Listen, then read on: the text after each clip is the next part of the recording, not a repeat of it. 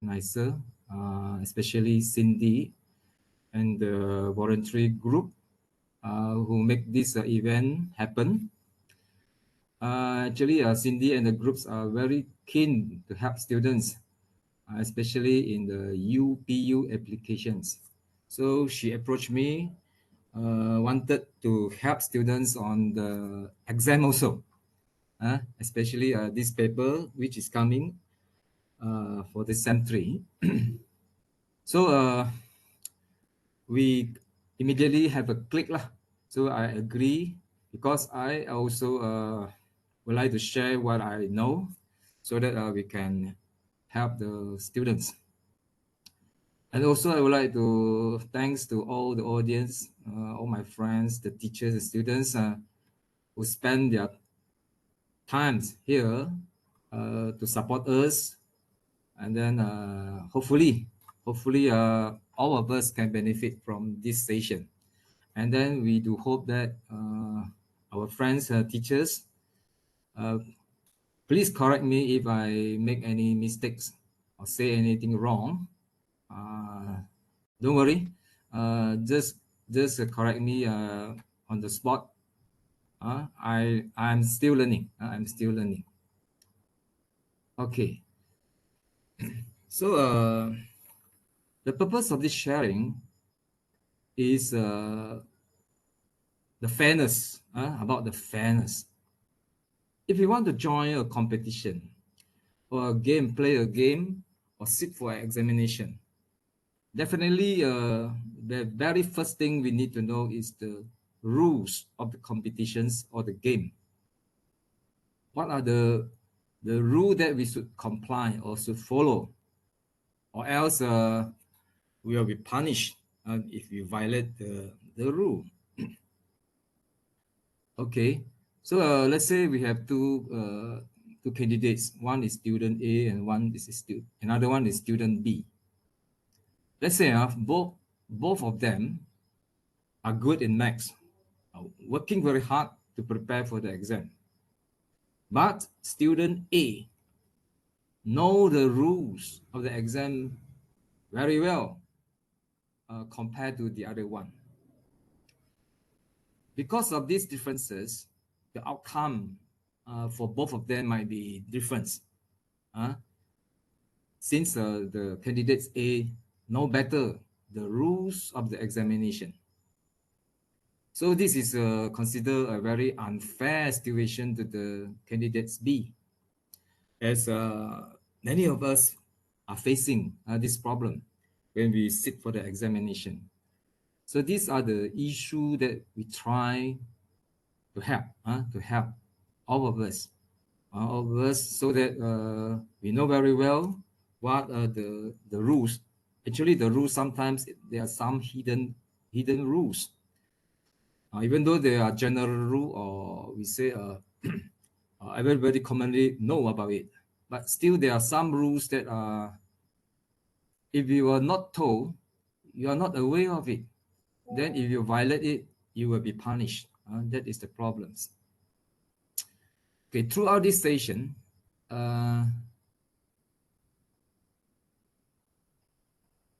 I would start with the important notes, and then I discuss all the issues by using some past year's questions. But before that, I would like all of you to play a video. Later, I will ask Cindy to paste it on the video link that will talk about the instruction of exam questions, which I'm not going to discuss here. I just want to make sure that everybody should be clear about how to interpret the instruction of exam questions, like all this lah. What is exact answers, round of answers. Okay, the video later, Cindy, you help me to paste on the chat there. This suppose all candidates should know very well, since from the very beginning when you sit for the paper one. So in the video, the speaker will talk about this lah. So I hope that you can play the video and look into it. Okay, now I would like to start from the chapter 1. Or we say chapter 13, chapter 13 or chapter 1 in this paper. I choose to put some important notes before I start discuss the questions. The notes that the points that I feel important, or sometimes we may feel confused or not very aware about the mistake we might make. So I purposely put some important notes beforehand before I discuss the questions. All right. So in this chapter, one of the famous questions that is being asked is choosing appropriate measure. Okay. When the data distribution is symmetric, normally here we mean the peak symmetric, which is a bell-shaped distribution. We'll use the mean to describe the center, or we say the measure of the central tendency. We use the standard deviation to describe the variation, or we say the measures of the dispersion. So this is when the distribution is symmetric. So when the data distribution is skewed or content outliers, we use the median to describe the center, isn't it? And then we use the interquartile range to describe the variation. How about the mode? So far, from our exam questions, what is repeatedly being asked is about this median with the skew distribution. Then the answer is the median, isn't it? We haven't seen any question asking about that the distribution that we need to use the mode as the central values. So when to use the mode as the central values? The mode is the least use of the measure of central tendency and can only be used when dealing with nominal, which means it categorizes the items but no ordering. It's called nominal data here, such as the most preferred flavor of ice cream. When you have ordinal data, categories with ordering, the median or mode is usually the best choice.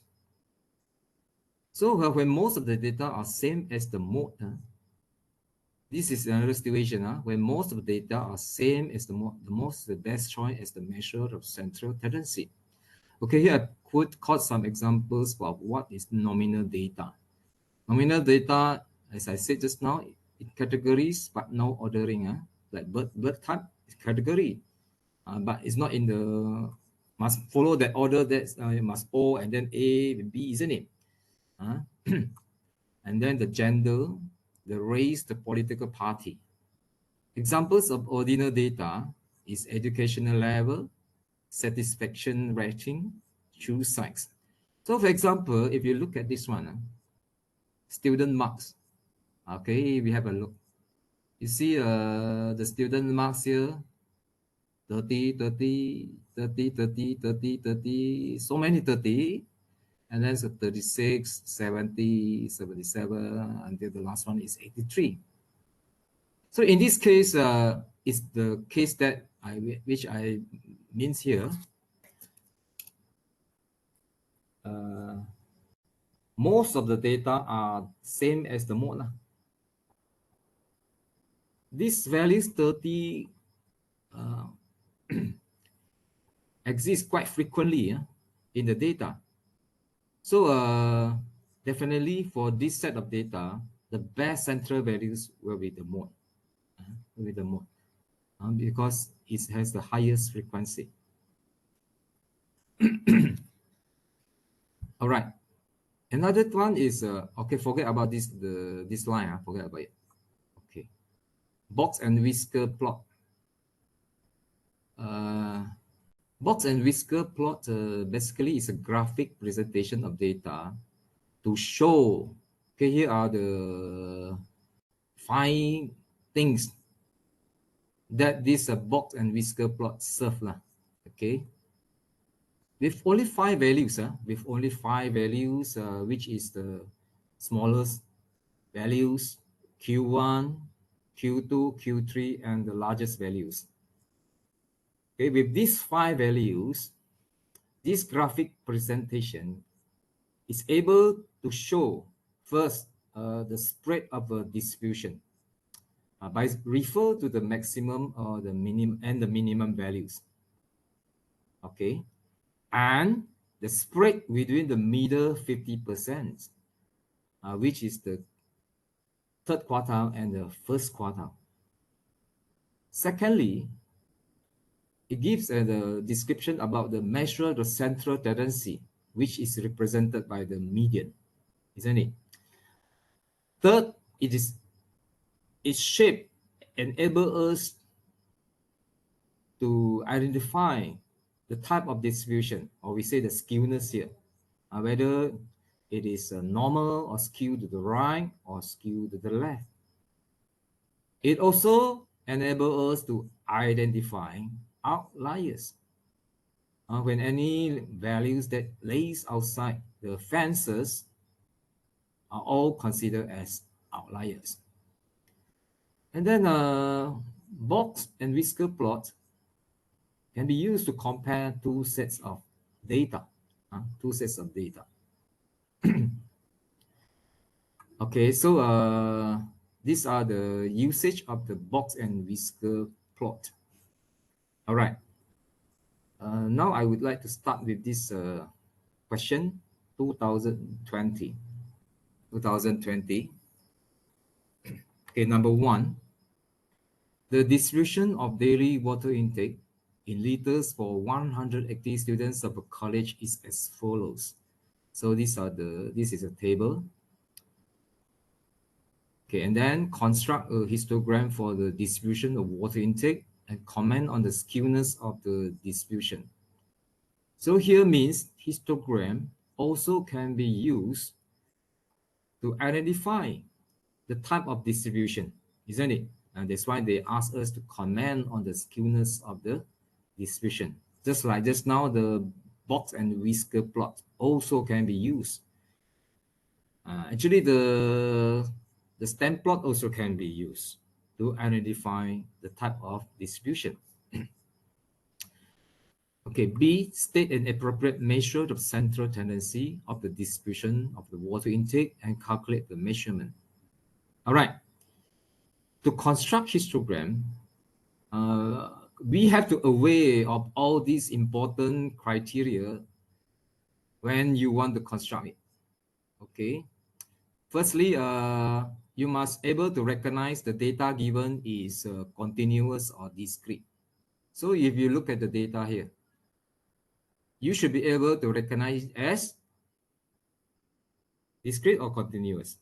Definitely it is continuous because you see this one 1.25 is the boundary values, not the limit of the class. So it 1.25, the next class start with also these values. When you see this one, it means that definitely the data is continuous. So if you have something like that, if 1 until 5 and then 6 until 10, so this must be the discrete.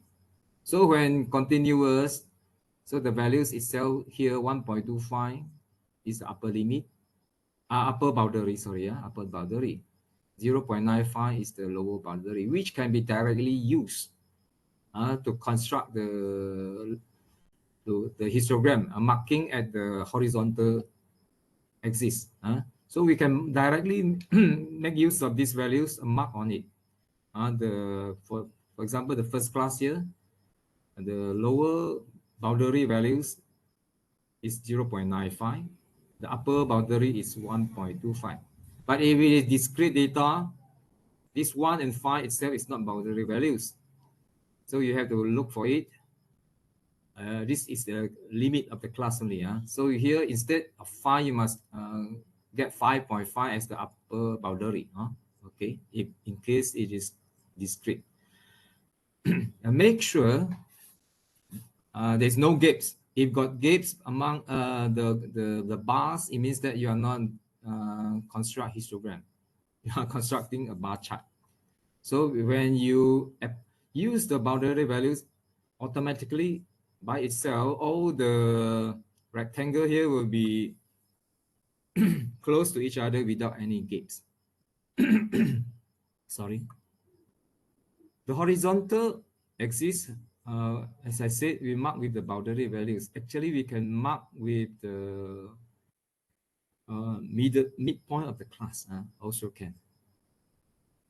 And then don't forget to label as water intake. So here is we follow the context of the questions. I never just put the X here. I never put X. That will be wrong. That will be wrong. The labeling is important. We must always follow the context of the question. Water intake, and then the unit is liter. The vertical axis, we also try to follow the context of the question. This is about the number of students. Or if it is a frequency density, we just put frequency density. Actually, we also can put frequency. If it is frequency, we put frequency or number of students. If you are calculating the frequency density, so you label it as a frequency density. All right, so these are the things we should aware when we construct histogram. And normally, it is wise to use a graph, maximize it, maximize the graph, the use of the graph. What I mean is, you are given a piece of paper, of the graph paper, try to maximize it, means as big as possible. So if any reading is necessary, then your reading will have higher accuracy. This is the purpose of maximize the use of your graph paper. Let's say when you use half of it compared to you use the whole page of it, the accuracy of the reading will be driven. That may affect your answers. Okay, after that, regarding the skewness, as you can see from the graph, obviously it's skewed to the right. Okay, never write the skew distribution. Write precisely whether it is positive or negative, or say skew to the right. Don't just say it's a skew distribution. Okay, looking for the next one, looking for the, and then because it is skewed to the right, or then we say the appropriate measure of the central tendency must be the median. That's why our answer here is the median, since the distribution is skewed. Skewed here is skewed to the right. When we look for the median, always use this formula provided in our question book. Please aware, you are provided with this formula to look for this median, which is the 50th percentile. So median is the 50th percentile. So you apply this formula. Don't use others formula, because of statistic. Actually, different specialists might have different opinions when they calculate the percentile. So we stick to what MPM gave us in the formula list. Okay, so you won't be wrong. So anyhow, before we look for the exact values of the median, we try to see this median is the which observation. So total is 180 divided by 2, so we get is 90th observation. If 90th observation, then we get from here, it is the class that contain the median must be 1.55 to 1.85 lah, isn't it? This will be the class that contain the median, because you starting calculate and accumulate to here, 28, and then 81, and then 126. So as we said, our median is the 90th observation. So the 90th observation means that uh, the observation must lie in this class, because this 126 actually means the x 40 x 82 until the x 126 is lie in this class. Start from the observation 82 until observation 126. So 90 must be here. So that's how we identify the class that contain the median. So if we say therefore the median class is 1.55 until 1.85, then we follow this formula. Follow this formula. The LK is the lower boundary values plus the K times M, or what is that? 90th over N. I think I typed wrongly. 50 over 100 times how many observation? 180 lah. Here, 180 minus the values, cumulative values before the class, which is 81. 81. And then times the size of the class, which is 0.3, 0.3 divided by the frequency of the class, which is 45, which is 45. Okay, so basically we stick to this formula to look for the median. Okay, now we look at the second one, which is about the box plot. Okay, this is the question 2019. So you are given the number of trees planted in 21 housing states are as follows. Okay, and they find the median and the interquartile range of the number of trees planted. All right, we settle this one first. Sorry, where did I go? You see, we also have the MPM formula. MPM formula. So please check your question book. This one, the formula list in the question book. Here for ungrouped data. So for K percentile, first of all, we need to calculate the values of R, which is using this formula. K over 100 times N. When our R is an integer, when our R is an integer, though our K percentile will be obtained by using this relation. If it is not an integer, then we will look for the X with the upper, the ceiling values of R here. You see, the X, and then this type of bracket. It means that the ceiling values of the values inside the bracket. For example, let's say you have the 50th percentile. 50th percentile, then we first we calculate the R. R is 50 over 100. According to here, R is 50 over 100 times the total. Here is 21.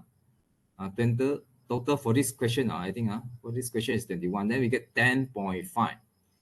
10.5, the ceiling values of 10.5 here is 11. 11. And in other words, we are looking for the smallest integer that is larger than 10.5. Why we choose 11? Because actually we are looking for the smallest integer that is larger than 10.5. 10.5. All right. So I found that when we look for these three values, median, Q1, and Q3, all the R we obtain are decimal number. 10.5, then you go to X11, or we say 11 observation. And then you get number 11. You must arrange in ascending order first, the data, the original data being arranged in ascending order, then look for the yang ke-11. Then you get the 70. Okay, when you look for the Q1, you use the 25 over 100 times 21, you get 5.25. Then the Q1 will be the sixth observation. Yang keenam. Yang keenam. So yang keenam 1, 2, 3, 1, 2, 3, 4, 5, 6. 6. So this is 45. 45.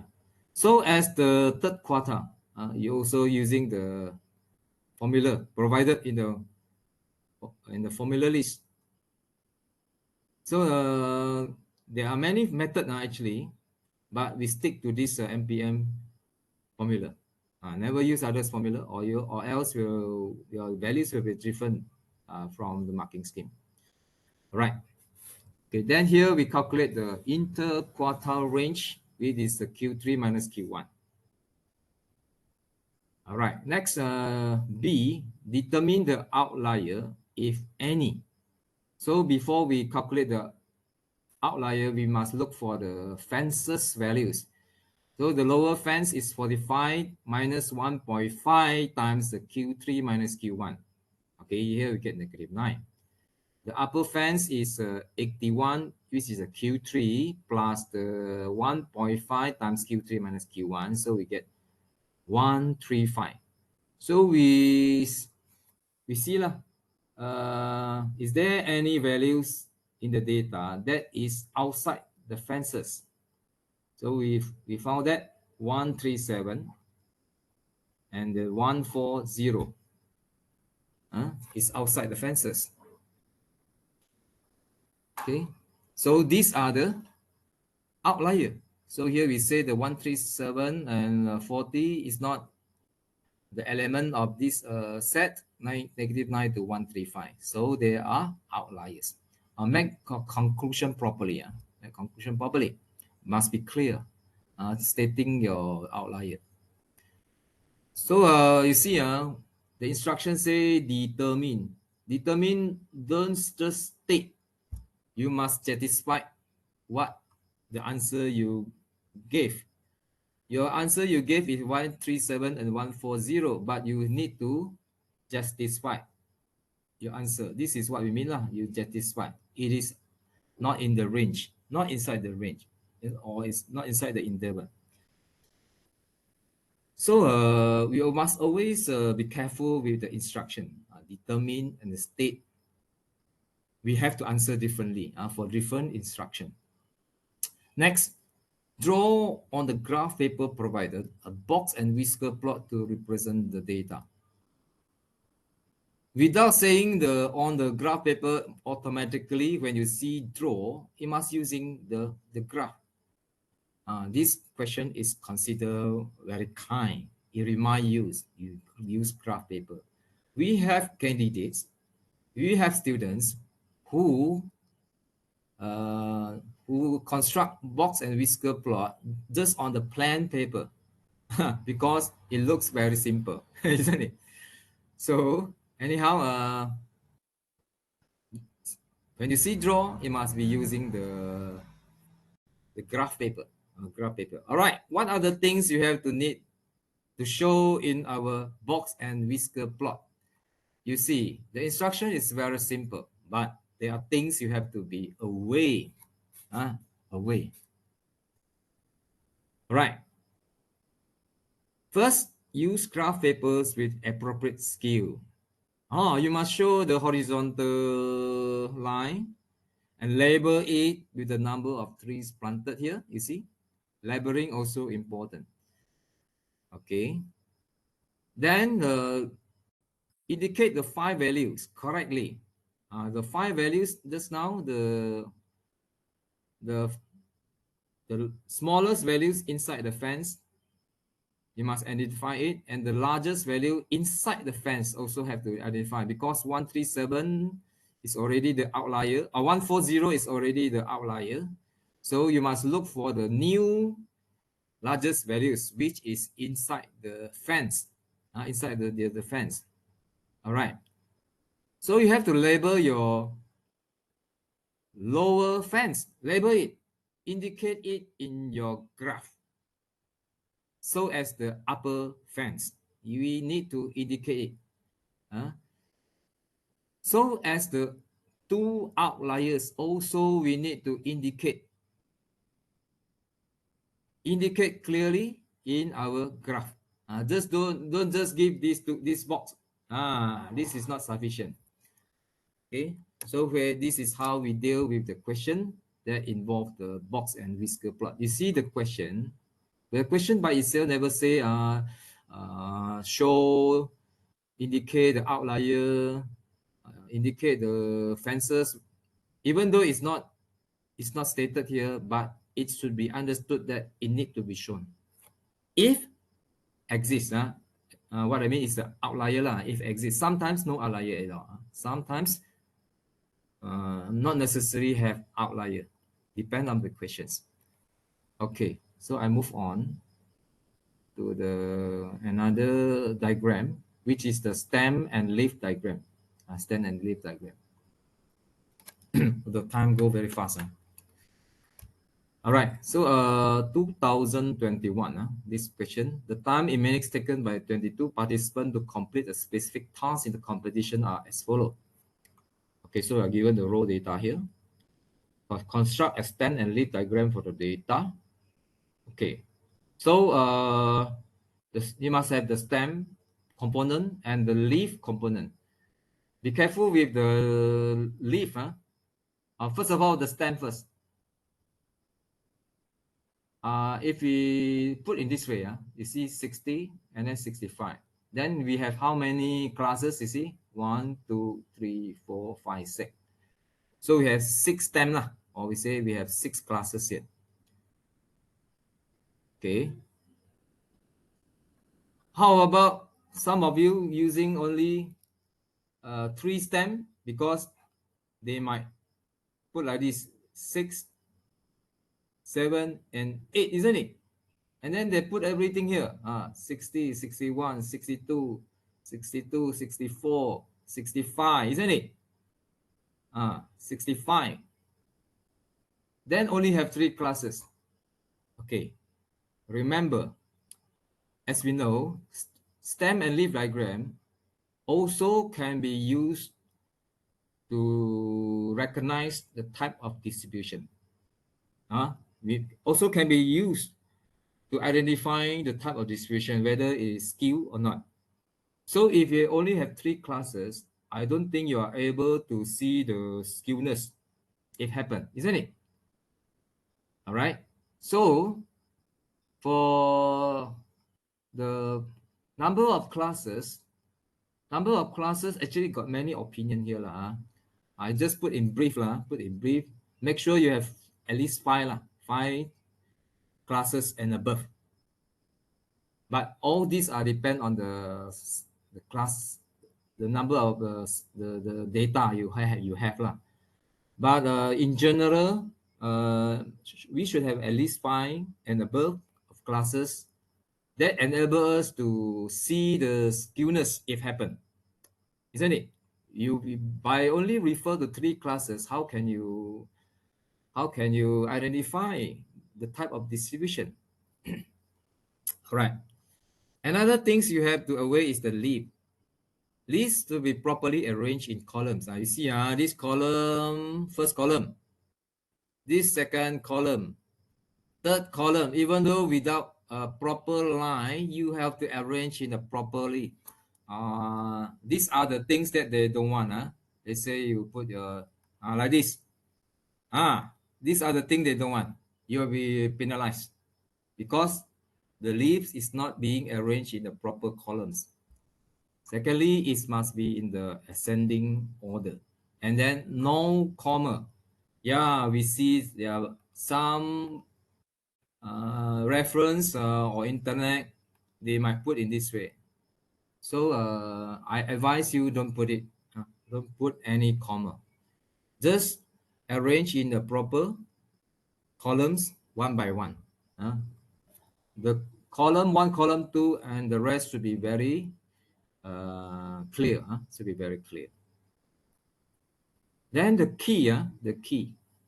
Actually, this question is quite special because we have this figure 60. 60 stroke 0 for this question. Actually, you shouldn't use 60/0 because 60/0, this indicator or the key doesn't tell the good story about how the operation is happening. Is it 60.0 or 60 plus 0? The operation involved are not very clear because both also give 60, isn't it? So the key is something that must be enable us to see what operation is going on. So you see, if I put 60/2 means 62. Oh, that is very obvious. The operation involved is you added the 2 to the 60.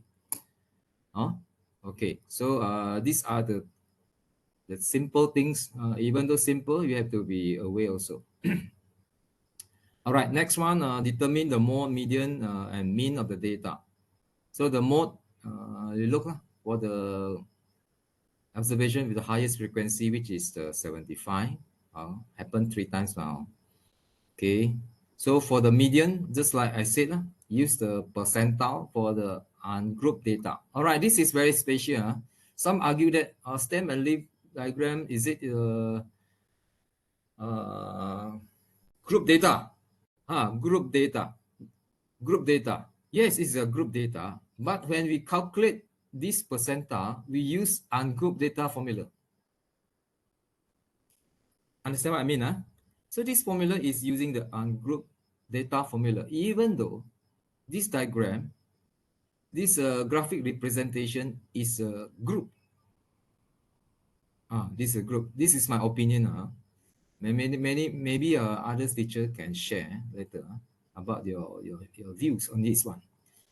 Okay, next one, suggest an appropriate measure of central tendency for the above data. Give a reason for answer.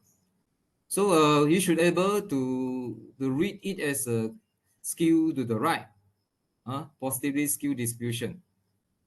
Must say positive skew or negative or skew to the right. Skew to the right.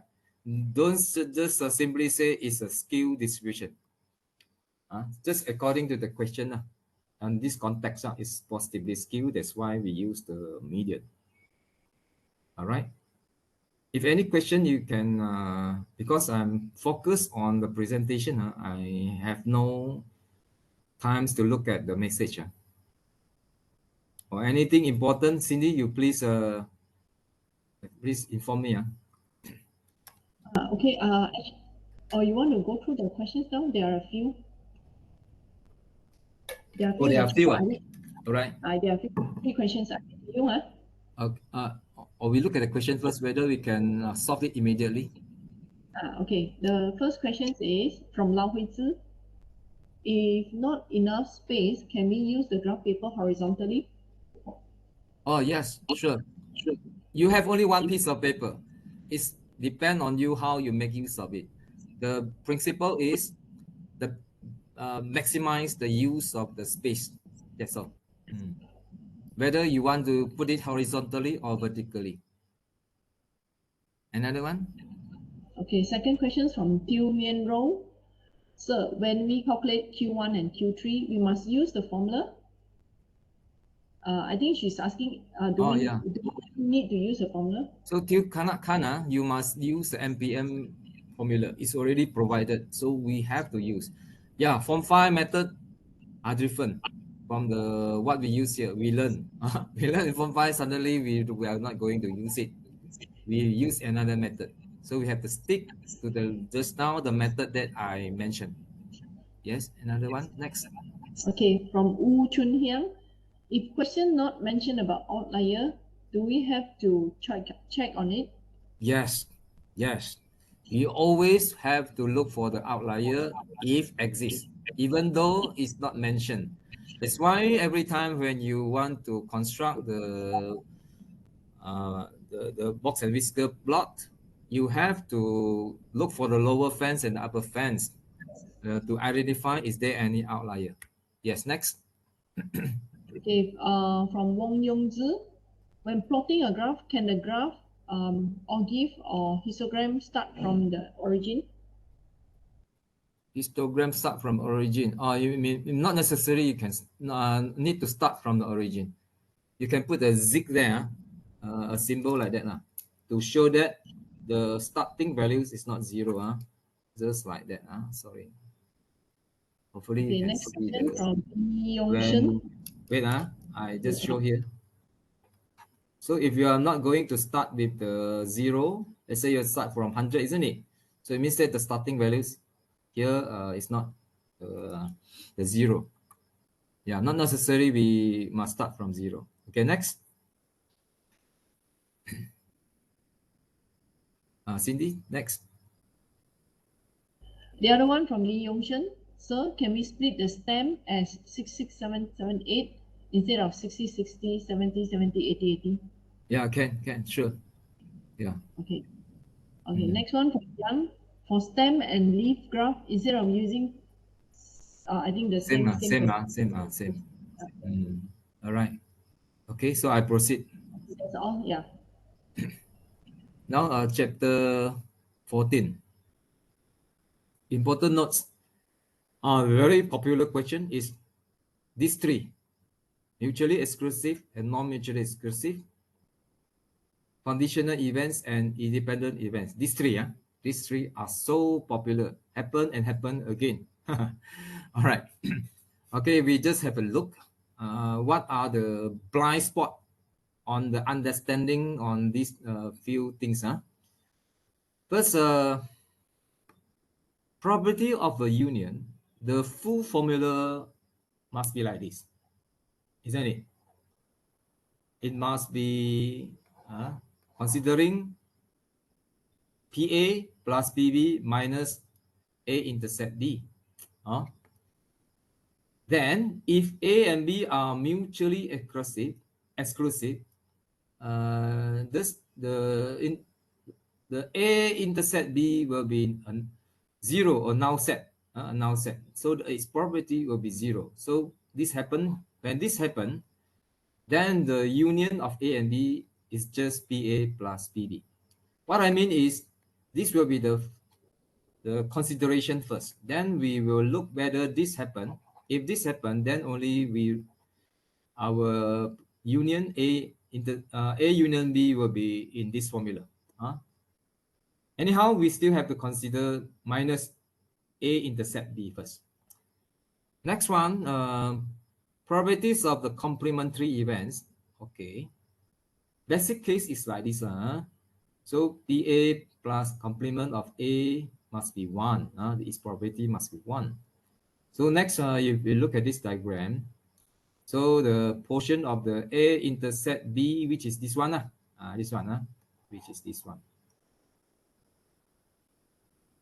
is this one, plus A prime intercept B, which is this one. This is this one. So here is the A prime intercept B. So here is what is moving? A and B. So these two set combined form the set B. Set B. So when we divided both by NB, it must give 1. Must give 1. So this one, it means that probability of A stroke B. This one is A stroke B plus probability A prime stroke B. So equal to 1.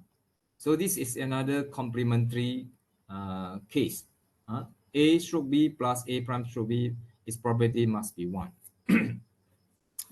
Also, as we know, the B is the combination or the union of this A intercept B union A prime intercept B. Since both are exclusive, excuse me, so we can say PB equal to P A intercept B plus A prime intercept B. 1 minute.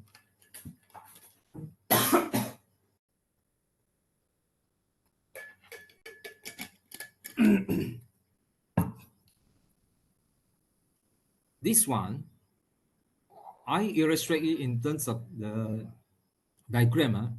It's something like that. Things happen in the way that if not A, isn't it? and then followed by the B, and then B. Excuse me.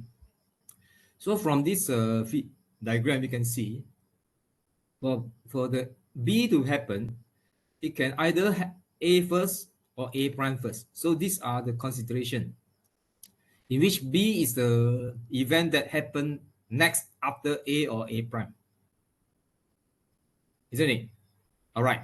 This B, when I using this the tree diagram, basically it means the event B stroke A. But I don't put in this way because I will make the things very complicated. So I just put it B only. But we should understand it as the B stroke A. B stroke A. Not just the B. For the PB, it must be PA and B plus PA prime and B. Okay, so these are the basic understanding. Next, conditional events and the independent events. As I said, these are very, very popular question. Keep on asking. The probability that event A occurs given that event B has occurred is denoted as using the number of elements or using the probability values. Both apply. Depend on the context. So hence, we write A intercept B equal to PB times A stroke B. Right? This when A is dependent of B. If A stroke B equal to PA, then A is independent of B. If this happens, then A intercept B will be PB times PA. Here, the consideration must be this come first. This come first.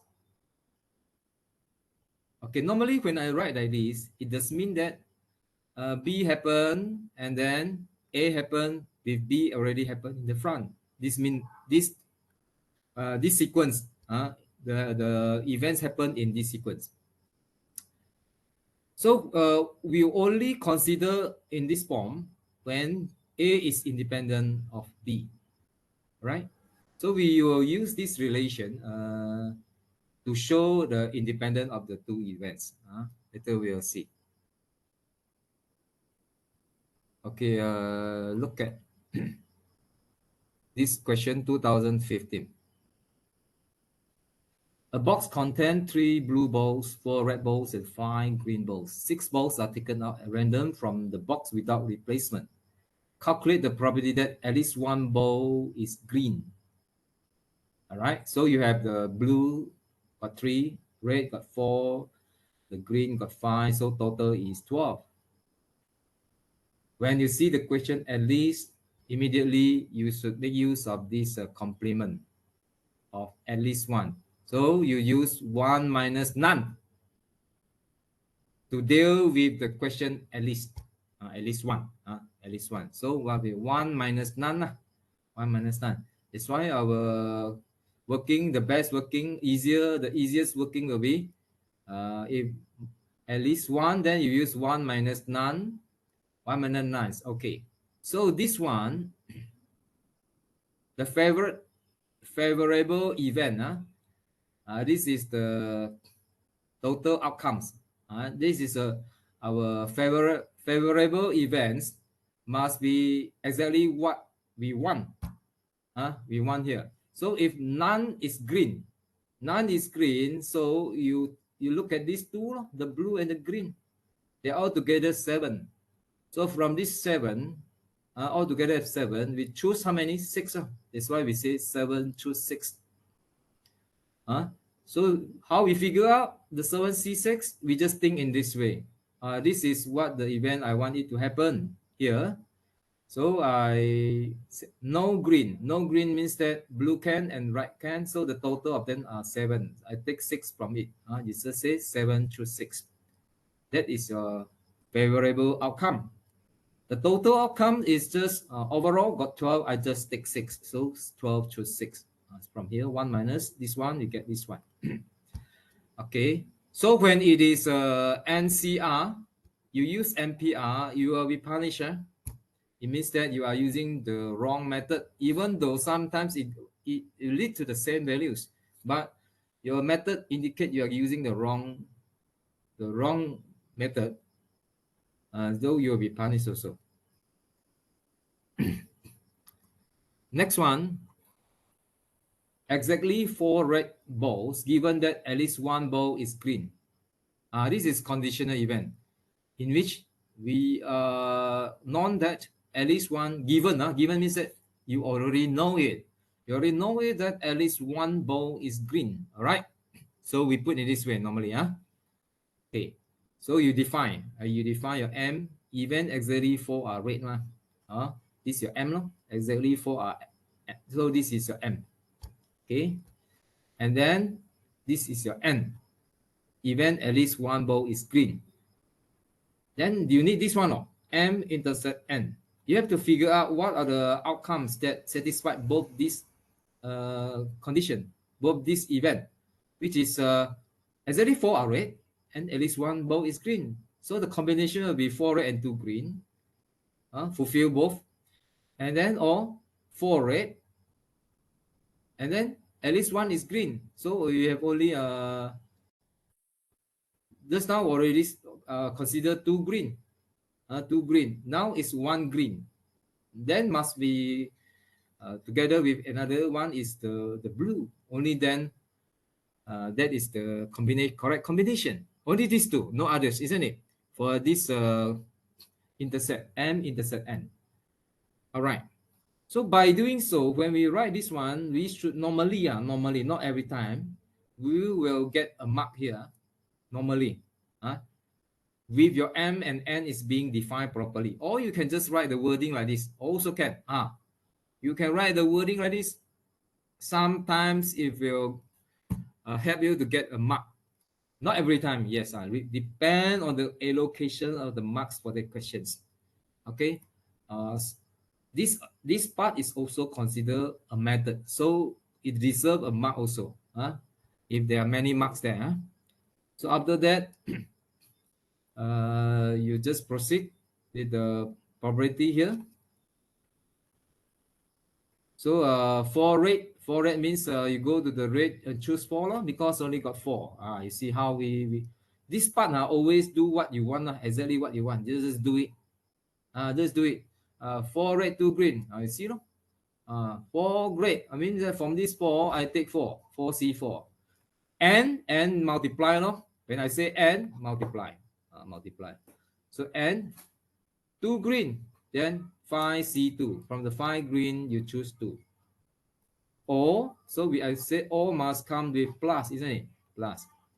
Okay, and then 4 red, 4C4, 1 green, 5C1, and 1 blue is 3C1. Okay, at the bottom here, the total outcome same 12C6. All right. So divided by the Pn as we have obtained in the A, just put it here. Then we get the answer. All right, next one. Here I will focus on this mutually exclusive and independent. The proper way to answer this type of question. The proper way. Many of us does not perform or working in the proper way. Marks will be deducted. All right. Two events A and B such that PA 0.2, PB 0.4, and A union B is 0.52. Find A prime intersect B prime. Here we need to apply De Morgan's first law. You have to learn, even though it's not mentioned in the syllabus. So you assume that you have to learn it by yourself. Okay, also as the De Morgan's second law, but this law is not applied here. Only the first law is being applied here. All right. So A prime intersect B prime, we get A union B bracket prime. So 1 minus 0.52, we get 0.56. Okay, next one, determine whether events A prime and B prime are mutually exclusive. As I said, Mutually exclusive, you need to show the intersection between these two events. The probability is zero. So you need to show zero or not zero. So here you obtain is 0.48. I think I got typing error here. Sorry, 0.48. All right, corrected. So you see, you refer to the variable, we get 0.48. So your comment is does not equal to zero. Must be seen, must be seen. Just cannot be silence here. Silence means that you never comment on the figure. So the examiner want to see how you comment on the figure you write. You say does not equal to zero because this is the main criteria to determine whether it is mutually exclusive or not. So does not equal to zero. That means the events A prime and B prime are what I write not mutually exclusive. Sorry, not mutually exclusive. Mistake. Both the events are not mutually exclusive.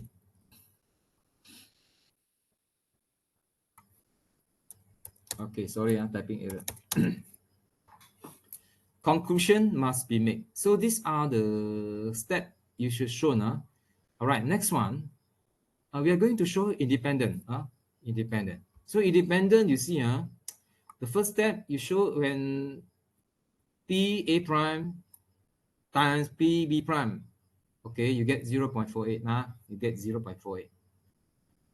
And then you also try to show that this one, or you refer to the above one, this one, the in A prime intercept B prime is 0.48. So you compare these two values here, comparing. You must have a statement that compare the two values. Put it together and compare to see whether they are equal or not equal. Equals, put equal. Does not equal, put does not equal. If equal, then our conclusion is both are independent. Make conclusion, both are independent. As I said, there are another way to show the independent. So if you see, if I able to show B prime through A prime is 0.6, and then PB prime also 0.6, put these two together to compare. To compare, they are same. So A prime and B prime are independent. All right. I would like to show you this type of step, which is quite a number of students do like this one, which will cause you losing the mark. You see that? What's the problem here? What is the problem here?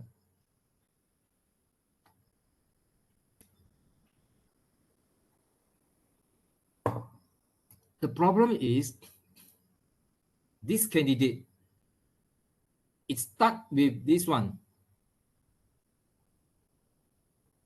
It start with the result that we want to prove. It start with the result want to prove. By right, we should find evidence to prove this result. Dia sudah terbalik. Dia start dengan result yang belum dibuktikan mah. Yang kita nak bukti ialah ini. So you cannot start with the result that we want to prove. Alright, dia sudah terbalik. So even though he finally get it consistent both side lah, but it's not the way we show. By right, we should show both. This one show the figure, the values separately. This one show the values separately. Both put it separately, the values, and then only you compare. Only come to here. You see, the correct working is after showing both value, only we compare. Ini baru the last one, the last sentence here before we make the conclusion. All right. Next one, chapter 14. Any question?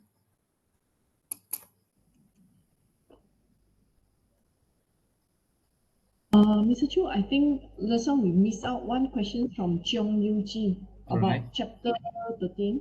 Mm-hmm. She was asking for the breaking line for the histogram, can we only use it for the horizontal axis or can we use it for both axes?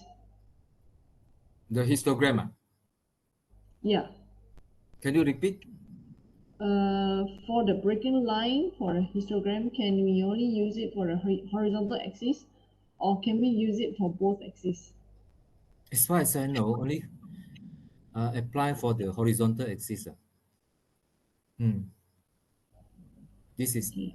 I can comment. How about others, teacher? We will never apply that to the vertical one. All right, and next. Okay, Tessini, she was asking, sir, can we write it as probability R is equal to 4? Mm-hmm. Can you see that one? I can't really see from here. G and then G less more greater or equal to 1 for probability or exactly 4 red balls. Mm-hmm. With the condition that at least one ball is green. Or the conditional event or the one. We have Yeah, event. can. Yes. Can Mm. That Then one only from will enable her to get a mark lah. Define the conditional events correctly lah. Mm. Yes. okay, next Mm. next questions. Hi sir, may I know when to use binomial and when to use combination method to solve? Sometimes some questions seems like can use both of them to solve, but actually can only use combination method to solve only. Is it combination only applicable for without replacement event, while binomial only applicable for with replacement? Uh, depend some it depend wait. There are cases that both can be used. There are cases that both cannot be used. So if you see the binomial itself is considering how many times an event happened. If we look at this question, wait, this is totally not a binomial case. I must find a specific case that is suitable to discuss. Binomial means that the things that we want happen or not happen with a specific number of observation only. N is specific, and then out of the n, how many times it happened. Only then considered as a binomial cases. Or the other one, no, also no, my one. Sorry, I can't find an appropriate cases to discuss this one immediately lah. Can't. So I had to skip. Okay, next one. Next one from Wong Yong Zi. If the first interval has a lower limit of 0, can the histogram or algorithm start from the origin? If the lower limit is 0, then the lower boundary will be negative 0.5, isn't it? Then you have to put what we say. Actually, I don't know how to correctly mention the symbol, the Z there, for example. Then you start from negative 0.5. Yeah, next. From Michael, hi sir, may I know when to use continuity correction? Oh, this one I will talk about it later. Not yet reach the chapter. All right, Yong Zi, sorry, sorry sir, I meant lower boundary is equal to 0. lower boundary. Okay, then you can just start from the 0. That's simple. Start from the 0 because it's already the boundary values. From Vignes Wari, 2022, two cases came out, combination and binomial. 2022. Oh, okay. Sorry, I think I have to, because not very convenient to look for it. I have to manage my time. No more, no more question. Yep, no more. All right, I go to the chapter 15. This one binomial. chapter 15. That binomial distribution. Here I try to compare these two together. So you can see they are quite similar. Quite similar. For the binomial distribution, we are concerned on how many times an event happen out of n times. And then the events that we want happen considered as success. And then the probability of success for each time is always a constant. So here I write it here, 1, 2, 3, 4. And then you must remember these are the important formula, EX and the variant X, which is quite frequently used. For Poisson distribution, it is used to model situation where the random variable X is the number of occurrence of a particular event over a specific interval of time or space. For example, the number of telephones called with a 10 minutes interval. This is over a interval of time. Number of bacteria in 2 ml liquid, this is over an interval of space. So these are the formula that you should know. Lambda is the mean of the average, mean or average number of occurrence in an interval. So both the expected mean and the variance are same as the lambda, or the mean of the occurrences. For Poisson distribution, the following condition must be satisfied. Okay, actually, there's 2017. There's one question on this. If you want to answer this question, then you must fully get to know about this condition must be satisfied for it to be Poisson disputed. Okay, so if you compare, you see, I just highlight this part only. This is about the guava. Guava. You see, only this part is our concern for our discussion now. An agricultural official thinks that the number of guava swine on the branch of guava trees in the farm may be modeled by a Poisson distribution. Okay, so it say that on the branch of a guava tree, the number of guava can be modeled by a Poisson distribution. Okay, and then give two reasons why Poisson distribution cannot be an exact model for y. Okay, only we look at this one. Okay, to answer this one, we need to understand here what is Poisson distribution condition. First, an event can occur any number of times over a specific interval. So that's why you see it has no finite number, isn't it? We put infinite, not like this one, it ends with n, the binomial. So this one, the Poisson is infinite. So an event can occur any number of times. So there is no fixed final values. Secondly, events occur independently and singly. It means that, let's say the telephone calls. The first call and the second calls is not affected by the first caller. This is what we mean independent. The first call happened, then the next call will not be affected by the previous call. And then that call will not affect the coming call. That is called occur independently and singly. And it happened one by one. Especially the telephone calls. Two calls cannot come in together. Only can come in one by one. Next, the mean of occurrence over an interval is a constant and is proportional to the length of the interval. All right, so it must satisfy these three conditions. The lambda over interval is a constant. It will not change according to the interval of time or the space. And then it's proportional to the length of the interval. So to answer this question, you must give the two reasons why this guava on the branch of tree cannot be modeled by a Poisson distribution. So you can quote one of it now. Events occur independently. How to mention it in this context? You may say a guava growth may affect the other one, isn't it? Isn't it? So they are not independent. They affect each other. Two guavas may grow, or two or more guavas may grow simultaneously, isn't it? Few of it come out together. All these are the answers that we can give. And then the third, as you see, the branch of the tree may not have the same length. How can it has the same mean of occurrence?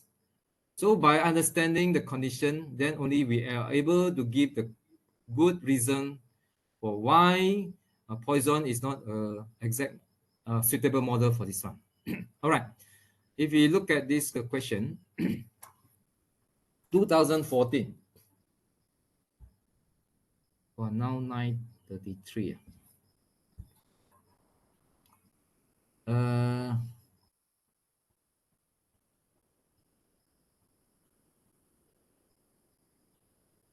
I sorry, I think I have to go a little bit faster. For this one, you are given the probability density function. So this is PDF, probability density function. When you want to find the cumulative distribution function, you must first identify there are how many intervals. So 1, 2. This otherwise actually got another 2 here. One is x less than or equals to 1. Another is x greater than 3. So you must know there are 1, 2, 3, 4. Ada 4. 4 interval when you construct your cumulative distribution function. Cumulative distribution function. So you start from the lowest one, x less than or equals 1.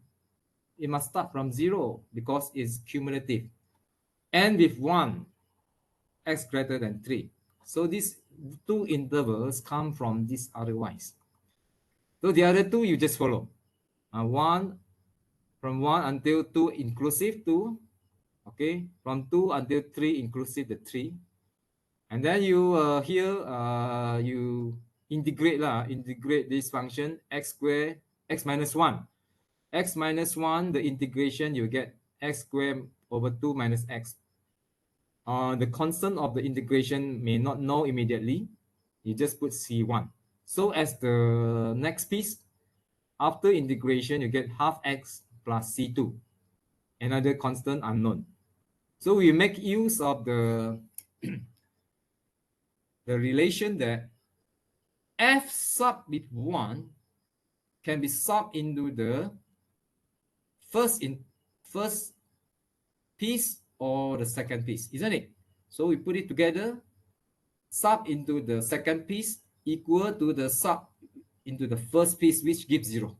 From there, you obtain a C1. To obtain the C2, you sub 3. 3 can be subbed into the third piece. And then when you sub into the last piece, it gives 1.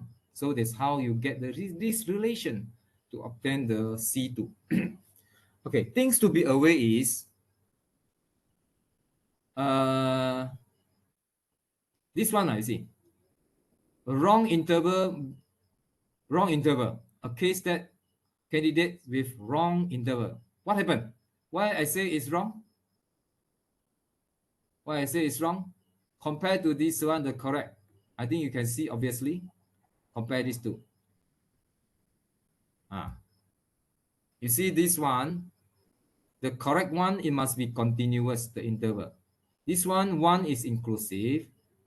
When you go to the next one, S exclude the 1, isn't it? But it's continuous. But here, x, the wrong one. Look at the wrong one. X less than 1. Exclude the 1.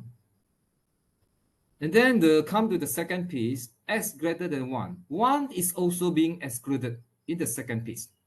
So it is not continuous anymore, the interval. So it is a mistake here. Hopefully you can see it.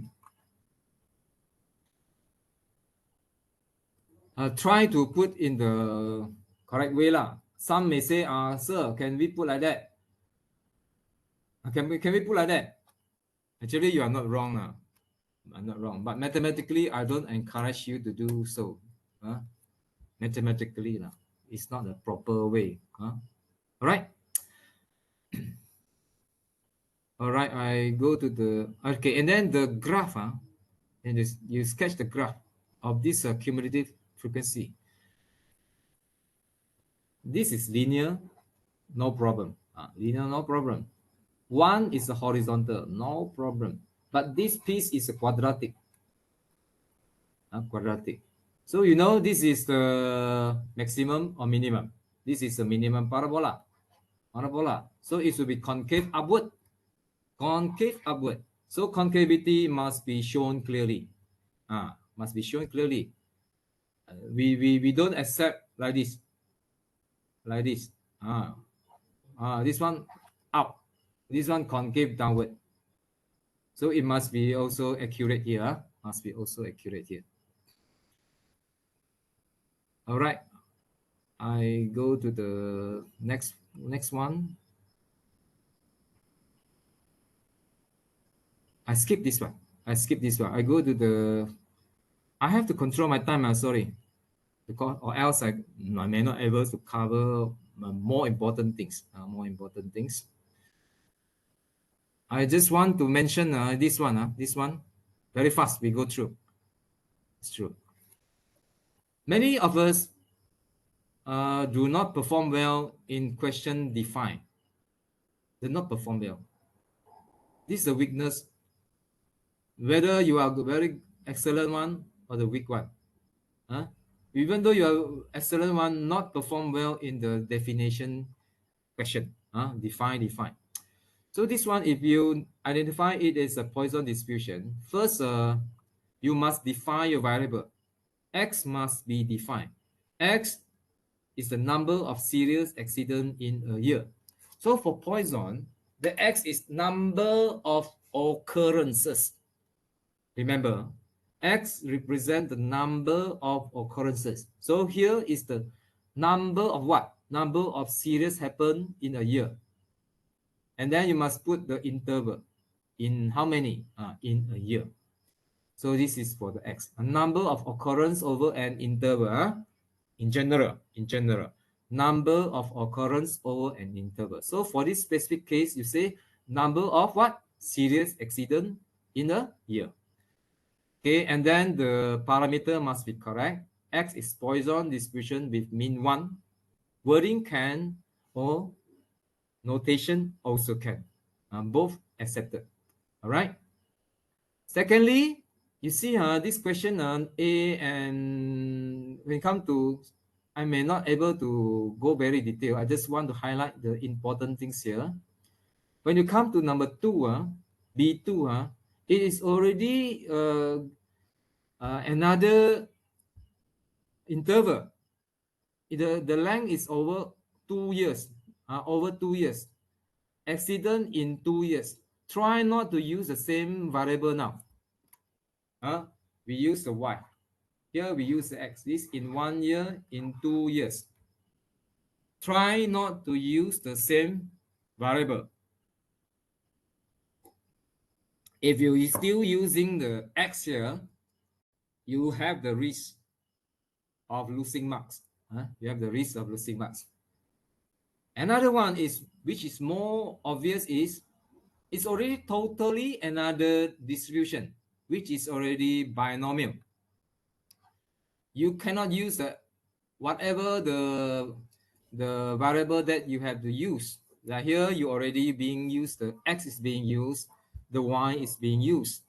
So never repeat it.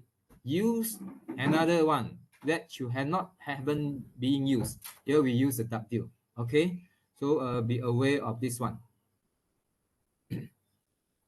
All right, I think I stop for a while for this chapter 15. Anything? Sorry, Miss Asana. There's a questions from Ong Li Wei. On the way. he was asking, is this note presented will be sent to us? No, right?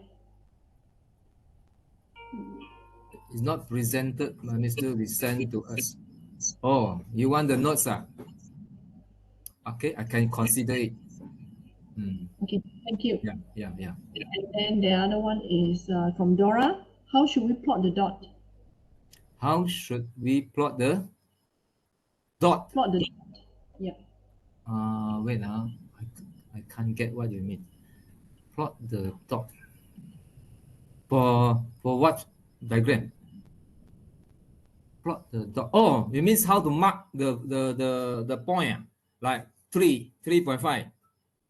You can just put a cross or just put a dot there. Yeah, but make sure your dot is clear enough to be seen. Okay, next one. This one What? later I will talk about it now. Okay. The central limit. Central limit. Okay. So just now, Dora was saying just now the continuous function. Yeah, that one is continuous. Yeah, right. So I think she was referring to the dot on the continuous function, right? Oh, Dora. Because some is less and some is less than equal. Oh, here. Okay, good question. I get what you mean now. Hopefully I get, All right. Just now the graph, the graph. Sorry, the graph. Where is the graph now? Oh, here. The graph. Uh, the dot. What do you mean by the dot here? The graph is inclusive. Then you must show inclusive. It's like that one. Principle lah. Let's say we have 2x plus 3, where x is greater than 1 and less than 3. For example, so here is 1, here is 3. Normally we'll put like this. Put like this. Because here 1 is inclusive, you must put the empty dot here. Basically, it's like that lah. But sometimes there's one piece before. Let's say x less than or equal to 1, and then here maybe it's 0. Okay, then it will be closed by the previous piece, so it become full dot. It's like that. Depend on the situation. Hopefully I answer your question. Next. Okay, no more All right, questions. I continue. This one, number chapter 16. All right. Many of us confused with all these terms when we learn the chapter 16. First, we have to differentiate between these two, parameter and statistic. So population mean is the parameter, as we know. The symbol.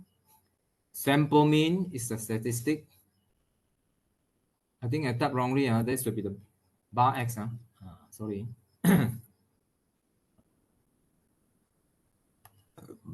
Should be the sample mean. Next one, the population variance. Population variance, either we use this sigma square or variance X. And then the variance of the sample or sample variance. We use the S to the power of 2. Be careful, be careful. Okay, next, mean of the sample means. Mean of the sample means, I put it larger. This mean of sample mean, or we can just put this one mean. This one maksudnya ialah mean of the sample mean. The formula to find the mean of sample mean is equal to the population. This the value same, idea not same, different idea. This is the population mean. This is the population mean.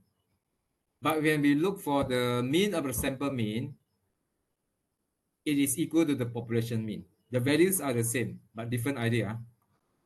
Okay. And then the variance of the sample mean. The notation, because you see, it must, I put it larger, variance of the sample mean. Or using this one. The formula is variance or sample mean equal to the population variance divided by the sample size. Sample size. So these two are just the formula. One is to find the sample mean.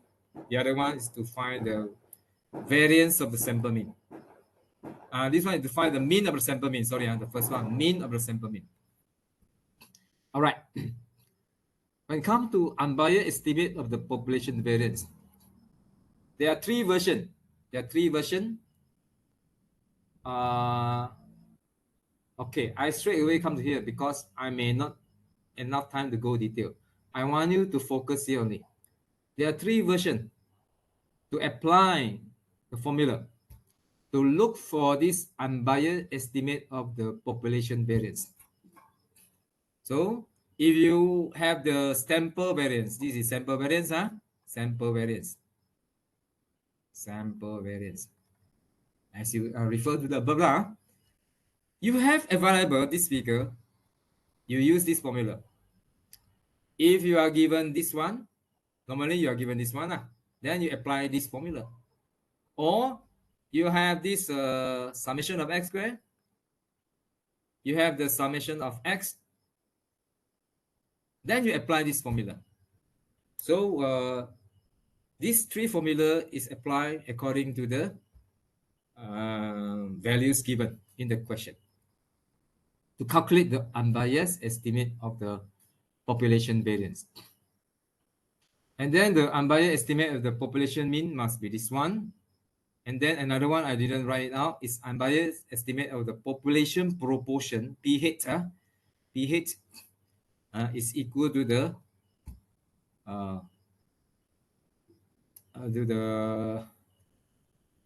this one hardly, it's the x over n, x over n. Sorry, I can't erase it. 1 minute.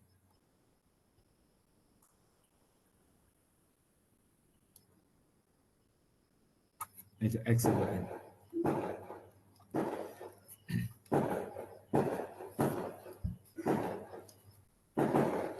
Actually, this one, it have two meanings. One is the sample proportion. One is sample proportion. Sample proportion. Another meaning is unbiased estimate of the population proportion. Estimate of the population proportion. Very confusing, One, the notation carry two different idea. So that's why I see some books using this one to represent the sample proportion. So they can differentiate. When I refer to sample proportion, I use this PS. When I refer to unbiased estimate of the population proportion, I use PH. P yang ada topi itu. But if you check the MPM formula list, this one is being used to represent the sample proportion. This one actually is not a formal notation. All right, just to clarify, we may confuse with this notation, which carry two meanings. All right, and then the very important formula is this one, sampling distribution of a sample mean. So we have a collection of the sample mean, means that we have many sample mean 1, sample mean 2, sample mean 3. So they themselves form distribution. That's why we want to look for their distribution. Okay. For the sample mean distribution, if the source population is normal, here the source population is normal, regardless of the size of the sample mean will always normally distributed, with the mean is same as the population mean. Its variance is the sigma square divided by n. Okay, for any population, as long as the mean is this one, the variance is this one, or we say non-normal population here lah. For example, binomial or Poisson or whatever. As long as the n is large, what is considered large? At least 30. At least 30. Then here we say by center limit theorem, the sample mean will be normally distributed.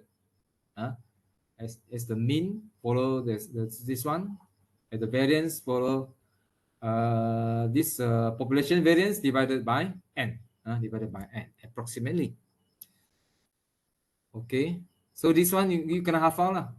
You can half out the relation. And then another one is the sampling distribution of the sample proportion. So it say when n is sufficiently large, at least 30 lah, the sampling distribution or sample proportion is approximately normal. Or sometimes they also say by central limit theorem, the sample mean is normally distributed approximately. Okay, lastly, we need to figure out the confidence interval with the correct formula.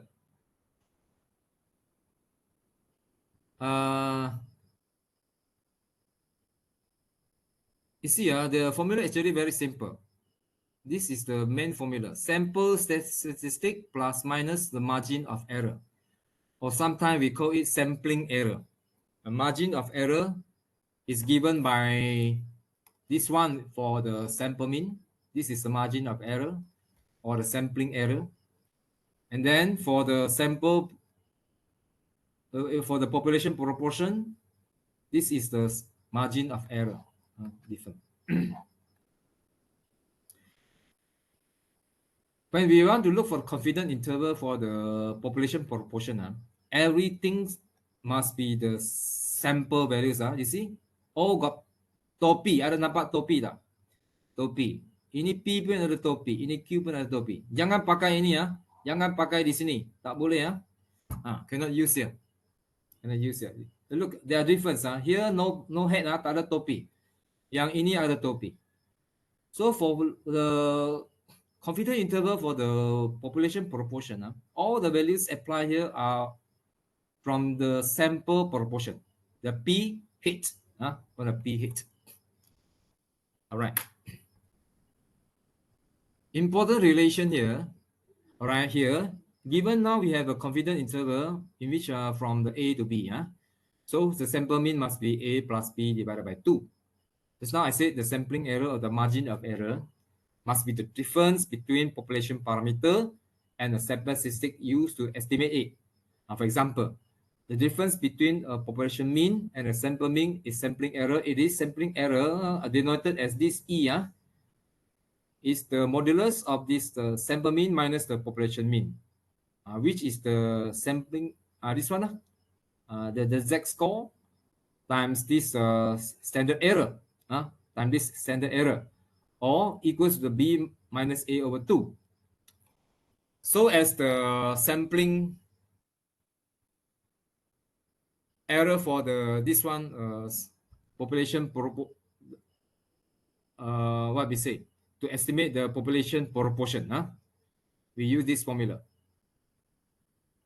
Okay, in the case sample size and sample error for case n is to be determined. All right, look at the title here. In the case sample size and sampling error for the case where the n is to be determined, for the case where the sample size n is to be determined. All right. Here I put the remark here. You must know that when n increase, standard error decrease, then the sampling error decrease also. Okay, let's say now R is given by this B minus A over 2. It's a maximum sampling error. Okay, it's a maximum sampling error. Now if you want to look for the n, okay, we look for the n, we will always use this relation.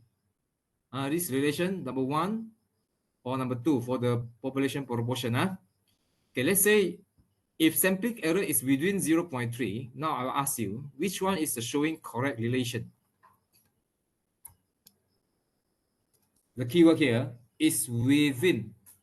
If sampling error is within 0.3, so the relation that satisfies this keyword within must be only this one. This one cannot, isn't it? So in the exam, when you see within 0.3, you must use this notation. The sampling error is less than or equals to 0.3 within. So be careful. Equals also don't use. It makes difference in our solution. All right, let us look at this one. Wow, now already 9:58.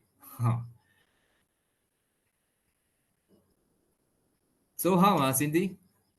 Uh, are you willing to expand a little bit? Yeah, we can still extend. So boleh tahan lah. Yeah. Okay. You want to entertain some questions? No, I finished this first. Okay. Okay, we have a look at this one. This 2016 number 8. The mass X of each pumpkin in a random sample of 50 pumpkins from a certain farm is measured in kilograms, and the results are summarized. All right, so you get the summation of X. You have this summation of X squared. Calculate the unbiased estimate for the mean and variance of the population of the masses of the pumpkins. Okay, so this is apply what I said just now. First, notation must be correct. We don't accept like this. No. We don't accept this one also. No.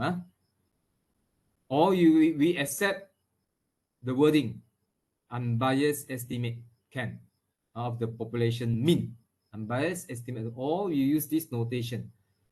The meal with a head, ada pakai topi punya.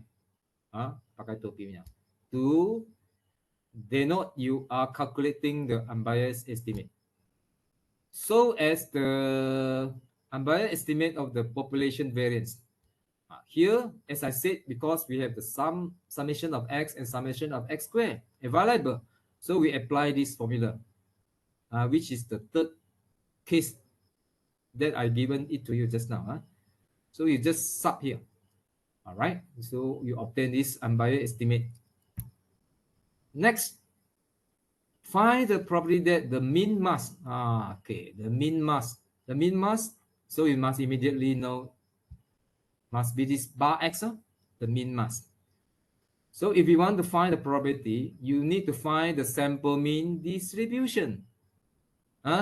You need to find the sample mean distribution. This is what I mean here. So now you say n is 50, large. Large. Comment. This is your comment. This is your comment. Say some say sufficiently large, or just put large. You comment on this figure 50. If you just put n equal to 50 without comment, sorry, you may lose mark.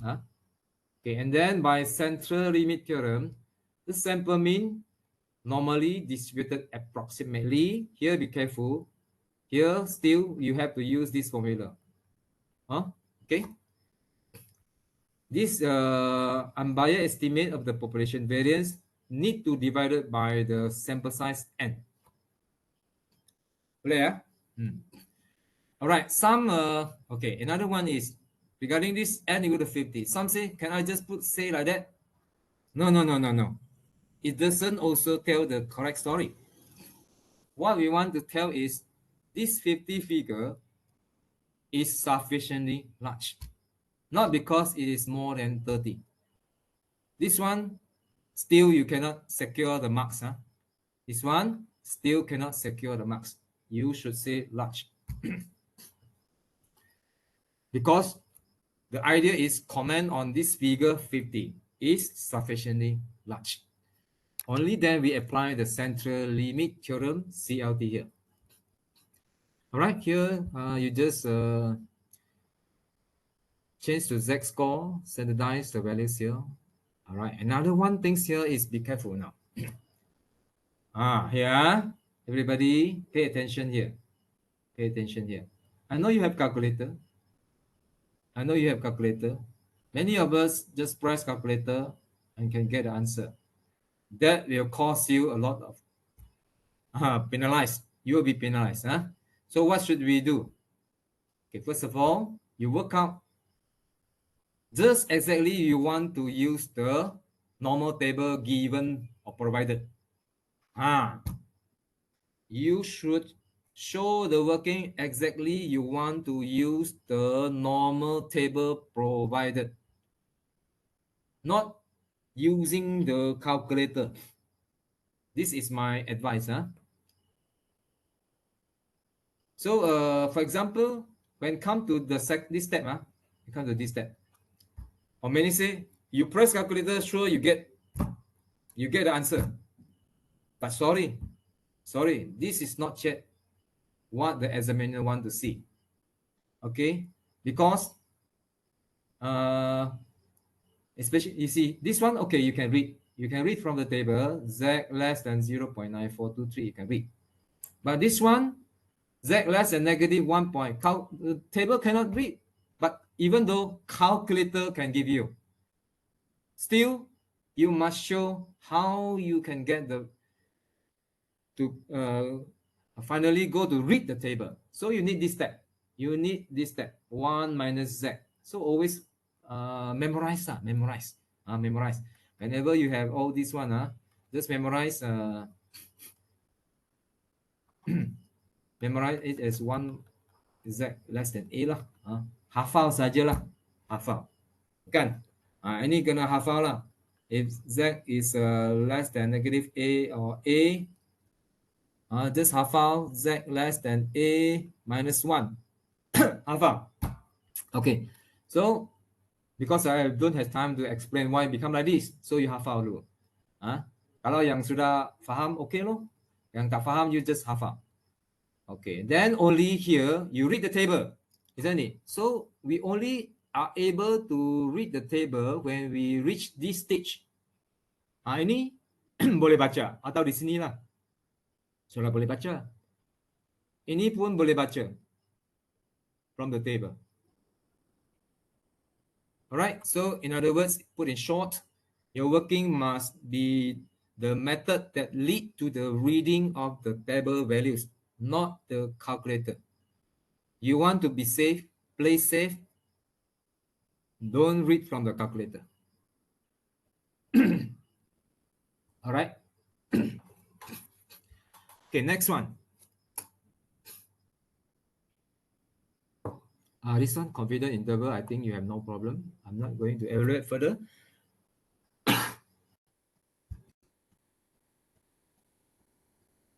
1 minute.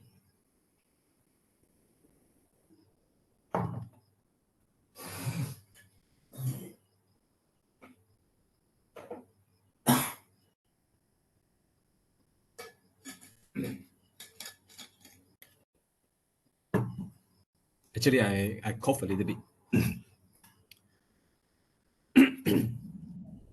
Okay. No worries. Okay. All right, you see this one is A, B, C, D. Look at the D. Determine the smallest sample size required. As I said just now, this is the correct working. Your sampling error must be within 0.05. Especially here already mentioned clearly, within 0.05.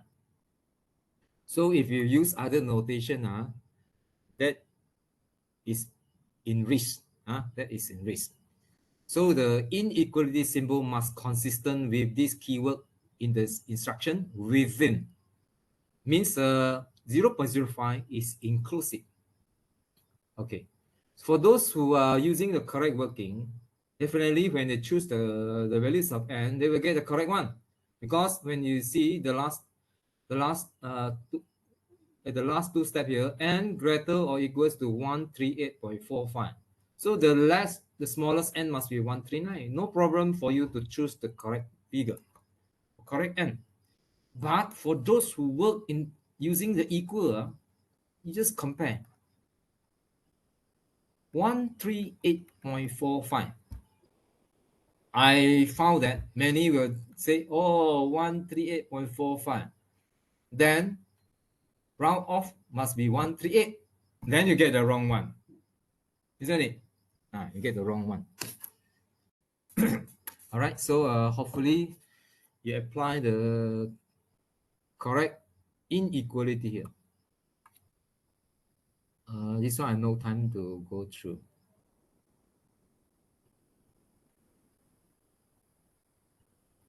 Next one, we look at another case here. Another case. 2015. A sample of size 500 is taken from a population with proportion p equal to 0.6. Determine the value of k such that the probability that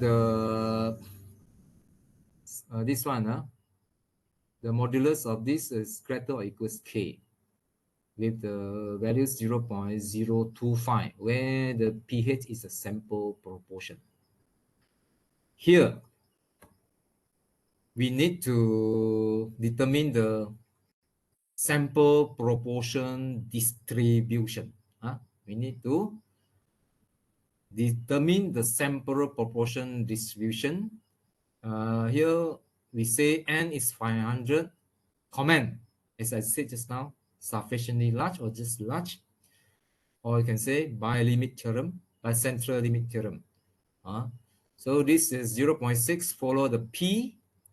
Here is p times the q divided by sample size. Okay, then only then you can standardize the variable, use the standard variable z when you divided by the standard error here. The standard error, square root of this one, square root of this one, square root of 0.0048, which is this values. This is the variance. This is the variance. So divided by the standard error, okay, then you get 0.025. Please look carefully here. You see these two signs here.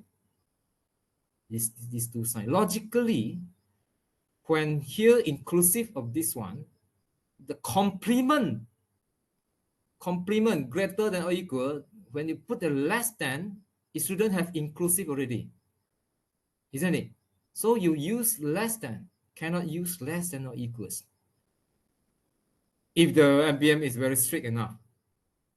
So we try to put it correctly. So if you put less than or equals, then you already repeat the values for this one. So the complement of this one must be exclusive of these values. Hopefully you understand what I'm trying to say. Okay. So when the modulus of the z less than this k over square root of 0.048 is 0.975. So we know that the other two entailed is the alpha here is 0.0125. The other set also the same. So that's why we say when z less than these critical values, it becomes 0.9875. Okay, then you go to the table, isn't it? You go to the normal table, you read, you get 2.24, then you produce your K. All right, that's all for this chapter 16. Let's say any question? There are a few questions from Wong Yong. Sorry, that one is from Daniel. So Then, do we still need to show MP and NQ greater than 5 when the sample is already greater than 30? okay. All right. This NP greater than 5, NQ greater than 5 is the criteria that we use in chapter 15 only. Chapter 15.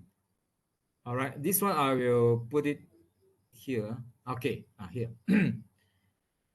Chapter 15, binomial distribution. When you want to approximate binomial distribution, you have to check these two criteria. NP must be at least 5 so as the NQ. Then we only can say the X is normally distributed, approximately. And then for this one, definitely continuity correction is required. So definitely this question will be come up in the question number 3. Question number 3. Question number 4, unless the mix, we won't have this case. So, but now later on, you will see when we test on the population proportion. Wait, this is chapter 15. Chapter 16 just now. This chapter 16 just now. Where is it now? Here. Here, we are no more. No more. Please be careful. This is question number 4, you see. We are no more apply the NP, NQ greater than 5. Because we are going to use a sample proportion distribution, which is normally distributed approximately. So what we need to do is just apply the central limit theorem. When n is 500, which is sufficiently large, then we say by central limit theorem, the sample proportion will be normally distributed. So don't use the what you apply in the chapter 3 here. All right. So as you see, just now the notes here. For chapter 16 or 17 or 16, when n is large, which is greater than 30, consider large, then the sample proportion will normally distribute. No need continuity correction for chapter 16 and chapter 17. When we do like this, there is no continuity correction applied here.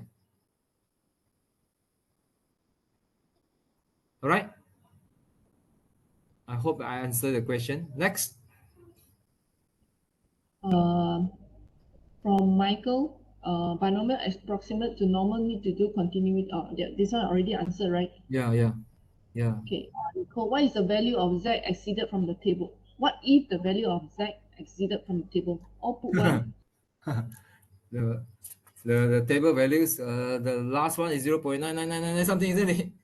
I don't think when the question set, they won't put you into trouble like this, isn't it?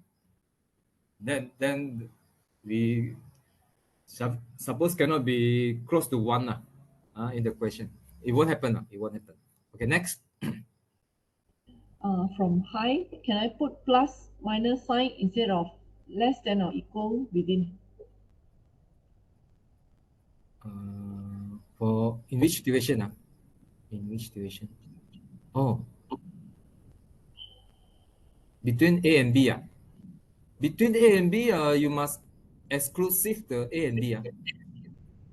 No, this one is from previous questions from high. Oh, Can on top you can see can I put plus minus sign instead of I see. So can I put plus minus sign instead of within? It's with if with why you want to use plus minus? In what situation you use plus minus? No, no. There's why plus minus? Maybe I don't understand the context. We use less than or equals for the keyword in the question within. Within. That's what the best I can put it. Okay, next. So when from Wang Yongzi, so when we are looking for the Z value from a given probability inverse normalization, is it necessary to apply continuity correction? Example, probability of Z less than K is equal to 0.05.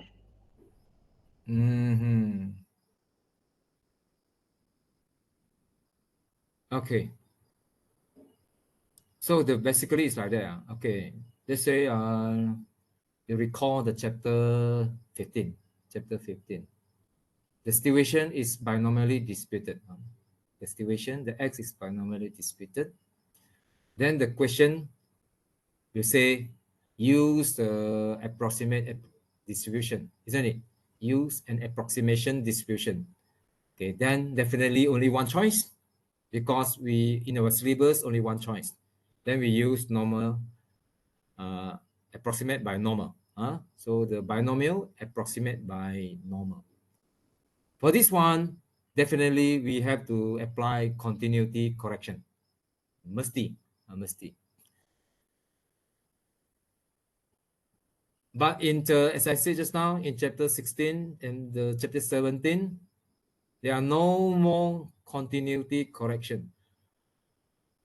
Because when we look for the sample proportion distribution, it itself is already normal, approximately.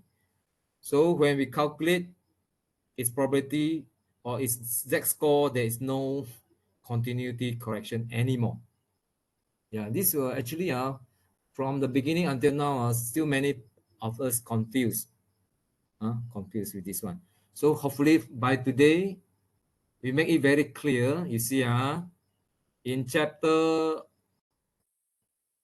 15, we need continuity correction. Yes.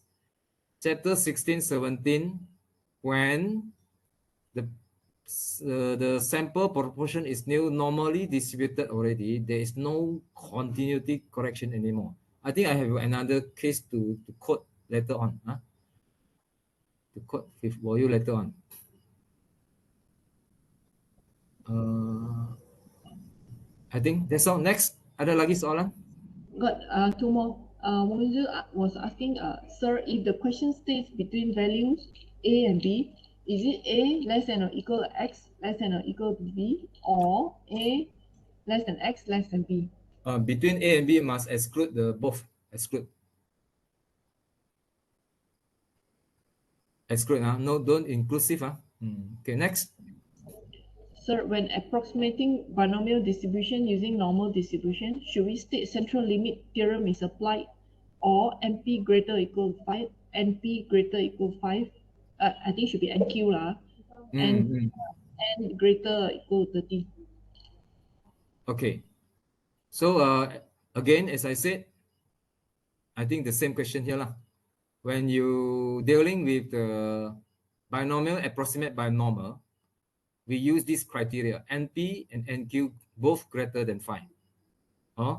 Then we say the X is normally distributed approximately. Okay, but when you are dealing with the sample proportion distribution, we just say N is sufficiently large. Then by central limit theorem, the sample proportion is normally distributed. No continuity correction. Okay, next. No more questions? Okay, no more. Okay, I proceed. Yeah. Now already 10:21. All right. Okay, this one already highlight. Okay, number 17 regarding the hypothesis test. When we want to making conclusion related to the situation.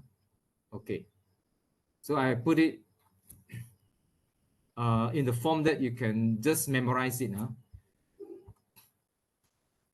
When finally the decision is do not reject H naught. Okay, I suggest that we put in this way. You mentioned at 5% significant level, for example, 5%. You just say at 5% significant level, because you do not reject, so not enough evidence, or you just say insufficient evidence to indicate H1. Here we assume that the evidence we're trying to find is to establish the H1. Okay, we assume why we carry out the test, because we want to find evidence to establish H1. We assume like that. We assume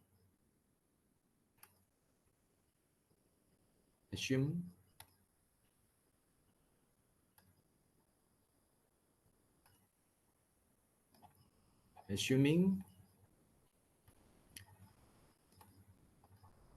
find evidence to establish H1. Okay. So when we do not reject, it means that we tak dapat cukup bukti loh. So we say insufficient evidence to indicate H1. Okay, this statement is based on the context. Or we also can say insufficient evidence to reject H0, no? Isn't it? All right. In case we reject H0, you reject H0, you put it this way. It says 5%. Say at 5% significant level, now we get cukup bukti. Kita reject mah, kita apa yang hasrat kita? Hasrat kita ialah establish H1 mah. Kita nak menolak H0, establish the H1. So we say at 5% significant level, we have sufficient evidence or enough evidence to indicate the H1. Or we can say at 5% significant level, sufficient evidence to reject H0. Okay, later we see the question will be more clear of what I try to say. All right, let us go to the question. They say now we are carrying out this hypothesis test.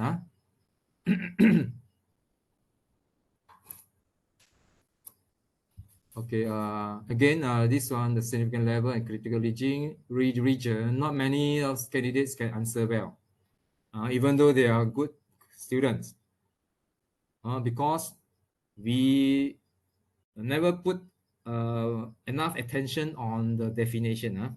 So make sure there's a teacher put a list there, a list of definition. Maybe she can share here later. This is a weakness of our candidates, cannot answer well definition. All right, so I just highlight this one. For critical region, the keyword is the set of values. We don't accept interval. You have the keyword must say the critical region is the set of values. All right, these are the things that we make mistake. Next one. Right. Next, let's say now we formulate the hypothesis like this one, right?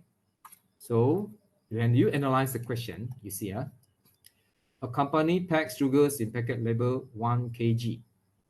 This is a nominal values. Nominal values. Nominal values is the values that already being accepted or claimed by a company or by a company. Normally, this will be the H0, the H0, or 1,000 gram here. And then the next one, the mean and the standard deviation of the mass of 200 packets selected at random are 998. So you must recognize it as a sample mean. This, you must recognize it as the sample standard deviation. Never recognize as this one. Wrong. Tak boleh. Itu salah. Ini wrong. S, not sigma. S. So your S is 16.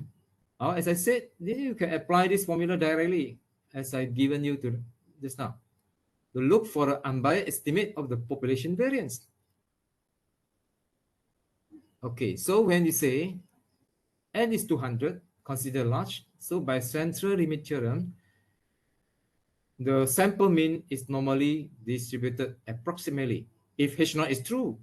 If H0 is true, always based on here. This 100 is based on here. Because we will say the H0 is true first because before we reject it. That's why the reason is like that. That's why we put 1,000 here, because we still belum lagi buat keputusan berdasarkan bukti. Jadi H0 masih lagi betul. True.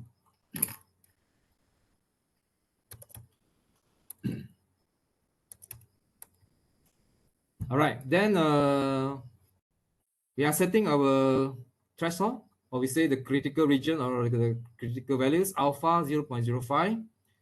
Then we have the critical values negative 1.645. It is we reject H naught if the Z statistic less than negative 1.645. Okay, then we find our statistic values. Our statistic value is negative 1.7633. Okay, you must make sure that what you get must be negative, tally with this negative, kan? Hanya negatif saja boleh banding dengan negatif. If you found something opposite, then you better check again. Where got mistake? Maybe your hypothesis got mistake, or your Z score got mistake, or critical value got mistake, or your standardization got mistake. It must be tally, negative with negative. We cannot compare negative with positive, isn't it? Unless it's two-tail, two-tail, they might be positive and negative. So this is one tail. So negative must compare with the negative. Okay, my comment is for formulating hypothesis, don't use sentence. Sentence, typing error, sorry. Don't use sentence. Use this form. Mu equals 1000 gram or 1 kilogram. Okay. Wrong concept if EV indicate like that. Ini sini. Ini yang salah. N equals 200. You bracket greater or equal to 30. This is not what examiner want to see. Examiner want you to comment on this 200. Is it sufficiently large? All right. Is it sufficiently large? So you should comment large or instead of 30. 30 itu tidak memberi apa-apa significant punya comment. Okay. Okay, you see the process of the hypothesis test. You should have comparing and make decision. So you compare your test value with the critical values and make decision. Here is rejected. H naught is rejected. All right. And then make conclusion. So as I said just now you reject. You reject bermaksud you ada cukup bukti lah. Kerana you nak establish H1. So you sudah ada cukup bukti. So you say at 5% significant level, enough evidence to conclude that mean of mass of all packet of sugar is less than 1 kg. Okay. So this one we answer, follow the context of the question. You answer what the question asks. The question asks whether the mean of the mass of this one, I highlight all this one. We answer the question. Your conclusion should answer the question. So we say follow the context. Follow the context. So basically, these are the things you should be aware when you want to carry out the hypothesis test. All right. Okay. We pay a little bit, spend a little time here. This is 2021. 2021. A school high jumper has a jump record of at least 85% success to jump over a height of 1.75 meter. After a month break from training, his trainer wishes to determine whether the jumper is able to maintain his success record. So this implies that adakah dia, the whole sentence sudah imply kerana dia berehat. Adakah dia sudah merosot? That's why we are test on P less than 0.85. So we should, in other words, we should understand when we write P equals to 0.85, it also carry at least 0.85. So that's why we also accept, P greater or equals 0.85. Any pun boleh. Ini pun boleh. Okay. Okay, next. A random sample of 50 jumps is observed. It is found that the jumper has successfully jumped over a height 1.75 meter for 40 jumps. Okay, dia berjaya 40 kali daripada 50 kali.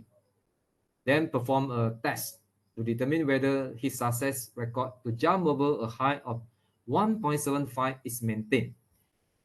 Jadi, we have to get the message from the question. It is, we are looking for decrement.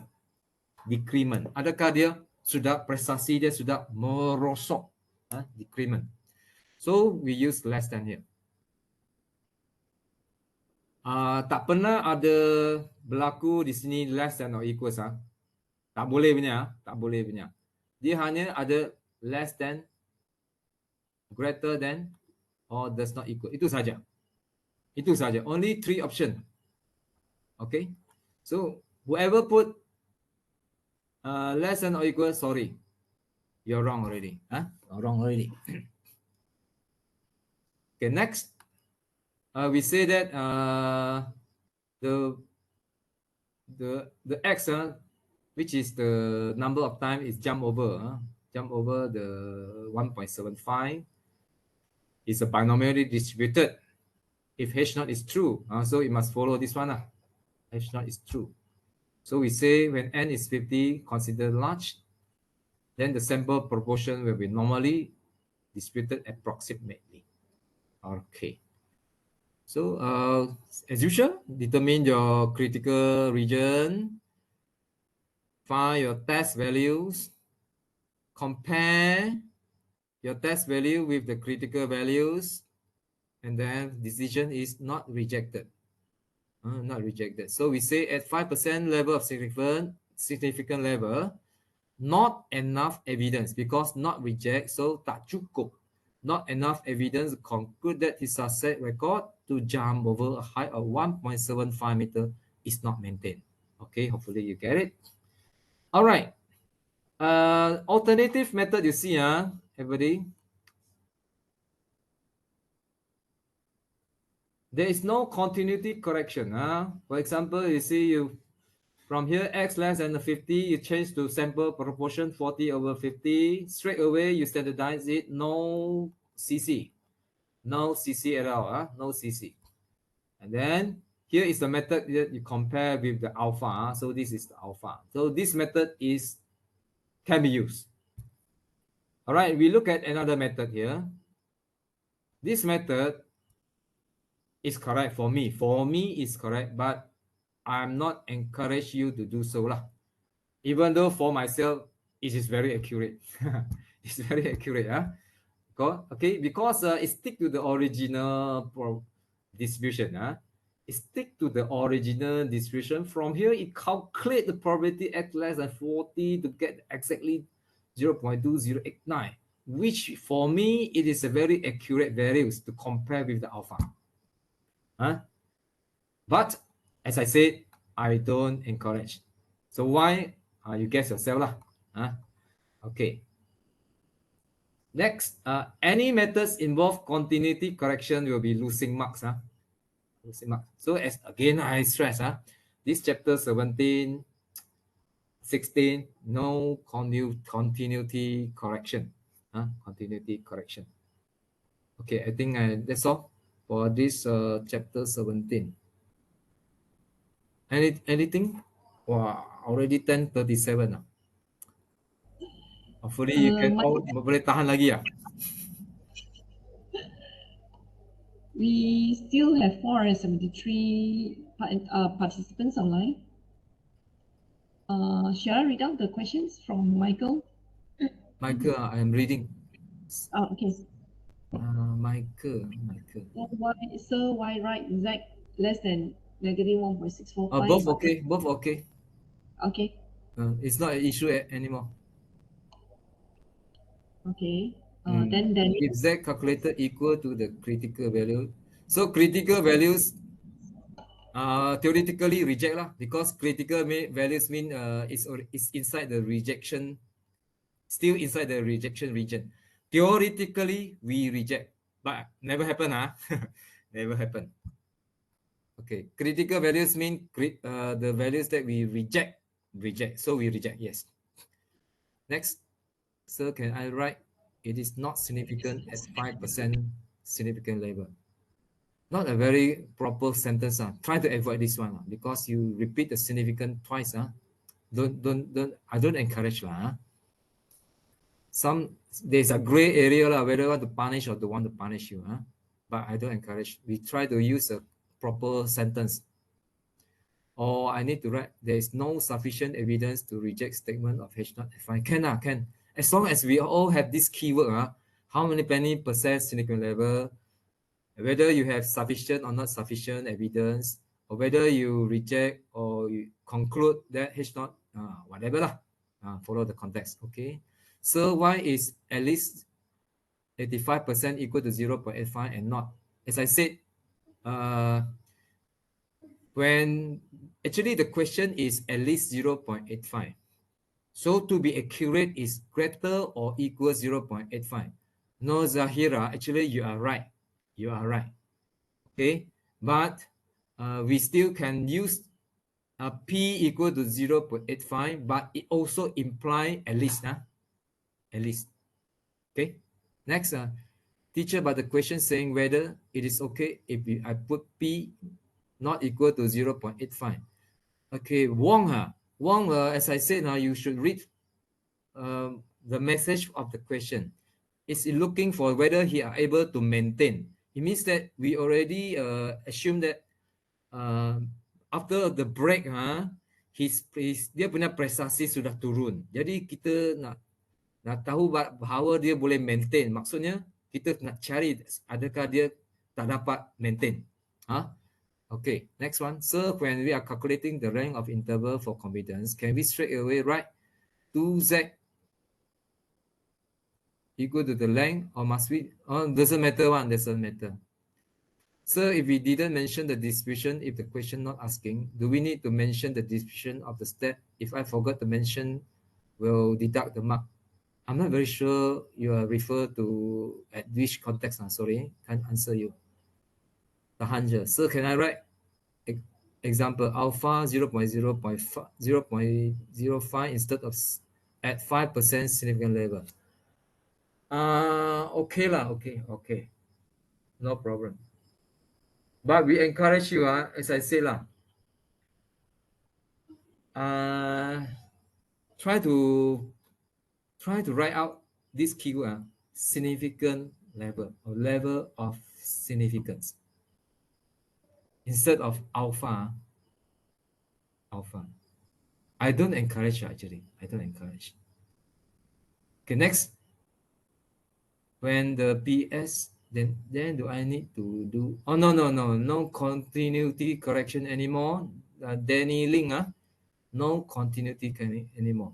So if 3% significant level, but didn't show in the critical values of knowledge, should we use 0.9? You have to read 0.97. You have to read from the table the corresponding z-score for the P equal to 0.97. Yes, you have to read. You cannot choose your own one. Okay, no more. All right, let us go to the last chapter. Last chapter. Hopefully I can put it short here. One more question, sir, from Danny. Got it. One more. For the stem and plot diagram, how to do fast when question have many data? Stem and plot. The process where we are going to go through is so two parts. One is stem, one is the leaves. So you must determine the category first, or the classes first. The classes, make sure it's at least 5 and above of classes. As I said, less than 5, it will not enable you to recognize the type of distribution. Okay, after that, actually there's one process now. You just mark first. Let's say the class 60. You mark whatever all the data that is inside this class, you mark first, then you rearrange, isn't it? I think most of us will go through all this process. You want to how fast? I also cannot fast run. These are the basic process you have to go through. Okay, next one. For the STEM, how to do fast. No more. Okay, I go to the last chapter. It's quite late already. Sorry. All right. This chi-square distribution with v degrees of freedom. Okay, just ignore this very complicated function. What we want to see is this diagram only. Okay, this is the chi-square distribution with the various values of the degrees of freedom v. As I said, only one parameter that defines the chi-square distribution, which is the v, the degrees of freedom. Okay, so these are the things 1, 3, 4 you should know. One is positively skewed, but as v increases, normality increases. Haven't asked in the question, but it's inside the syllabus. I tell you, just pay attention, because as I said, we are very weak in definition, because we tend to ignore all this. Then suddenly they ask. Okay. Next, the third one, second one, regarding the mode. The mode is not in the syllabus. The third, total area under the curve must be 1. The fourth, inside the syllabus also, the mean equals to the v, the variance equal to 2v. You must memorize it in case it come up. In case it come out. All right. And then for the goodness of fit test, okay, I suggest that you are having all these type of sentence for you to help you to write it when you come to exam. For example, for goodness of fit test, you can say the variable of the data can be modeled by the type of distribution. For example, here, the height of the students can be modeled by the normal distribution. Now, make sure you have the parameter written there. The H0 must be can be modeled. The H1 must be cannot be modeled. Jangan terbalik. Jangan terbalik. Ini you lost 1 mark, automatically another mark, conclusion mark also wrong, also gone. Also gone. Okay, make sure you do it correctly. Okay, next one, the type of distribution is a suitable model. Okay, or the type of distribution fits the data. The H1 must be does not fit the data. Okay, if it is prescribed probabilities, then the sentence may be the proportion follow are in the ratio. The proportion does not follow are not in the ratio. So you see the H1 is does not follow or are not in the ratio. Ini kena ikut. So for example, you say the smoker respond towards quick smoking are in the ratio 2 to 3 to 1. H1 must be not in the ratio. Ini kena hafal. Hafal dia punya ayat lah, supaya bila exam you can write it fast. Okay, then when it comes to test of independence, H0 mesti no association, H1 mesti has an association. There is an association. Or if the relationship H0 no, H1 there is a relationship. If it is about independent, H0 must be is independent. H1 is not independent. Don't write is dependent. Tak boleh. Tak boleh pakai dependent. You must say the variable X is not independent of the variable Y. Okay. You want to ask me why? It will take me a lot of effort to discuss. Okay. You just follow now. Already? Okay, make sure you, for those who are very weak in writing, you can follow the guideline here. I think I just briefly go through this case because the time is limited. 2013, okay, you go through yourself. I highlight here, as I say, H0 is dependent, H1 is not independent. Don't use not dependent, as I said. Okay, then when you calculate calculating the E, the expected values, make sure it is at least 3 significant figure. At least 3 lah, not at least 4, sorry. At least 3 significant figure. Sorry, I adjust a little bit.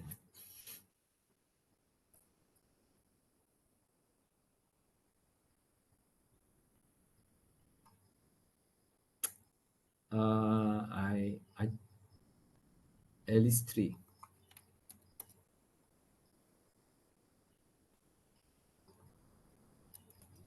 Got at least, also get at most. Be careful. If you use too many significant figure, all gone already.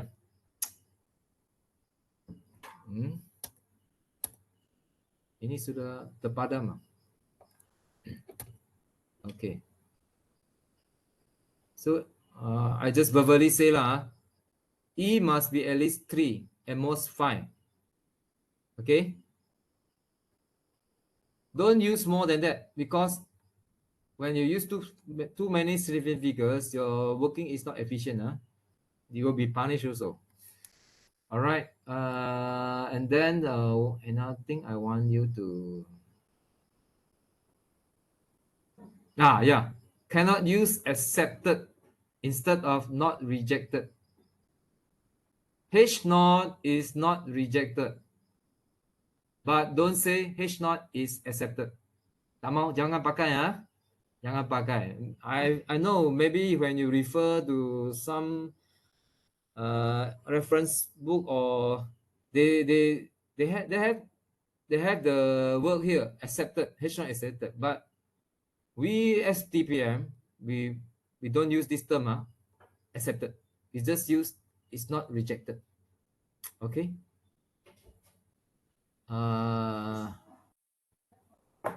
After that, I just see what I'm trying to comment here.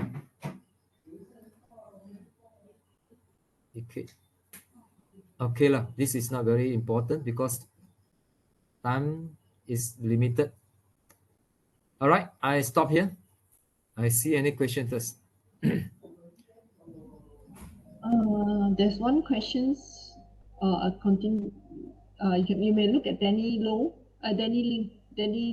Y Okay. one line.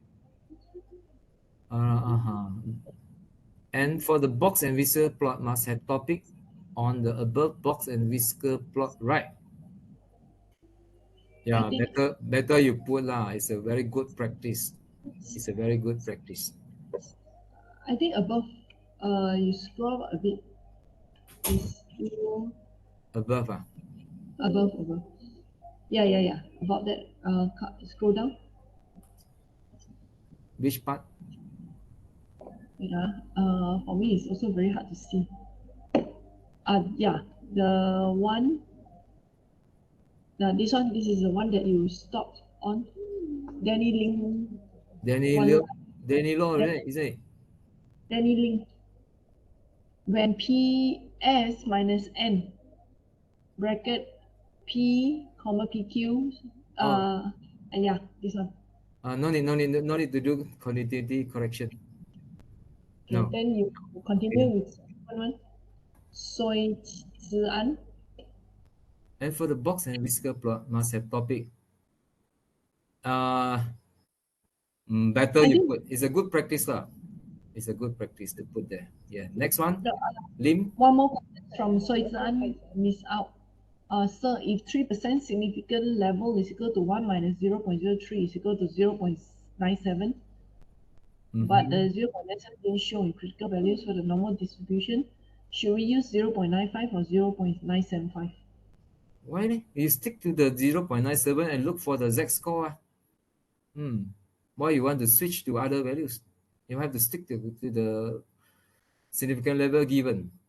And then the p values is 0. The p is 0.97. Then you look for the table that give the z-score corresponding to 0.97. Okay, next one. Where is it? For H naught, I start from this one. Lim Yen Ji. For H naught, is the data fit the distribution or the distribution fit the data? Okay, this one, you just follow the context of the question. Yeah, sometimes sometimes the data fit the distribution, the question sound like that. Sometimes the question sound like that, the distribution fits the data. Depend on what they want to ask. Okay, next one, Mr. Chu, the chi-square test degree of freedom. Normal case, we use the table column -1. If we got unknown parameter, need to minus another extra one. Okay, for the distribution, there should be no unknown parameter. Whether it's binomial, the two parameters must be given.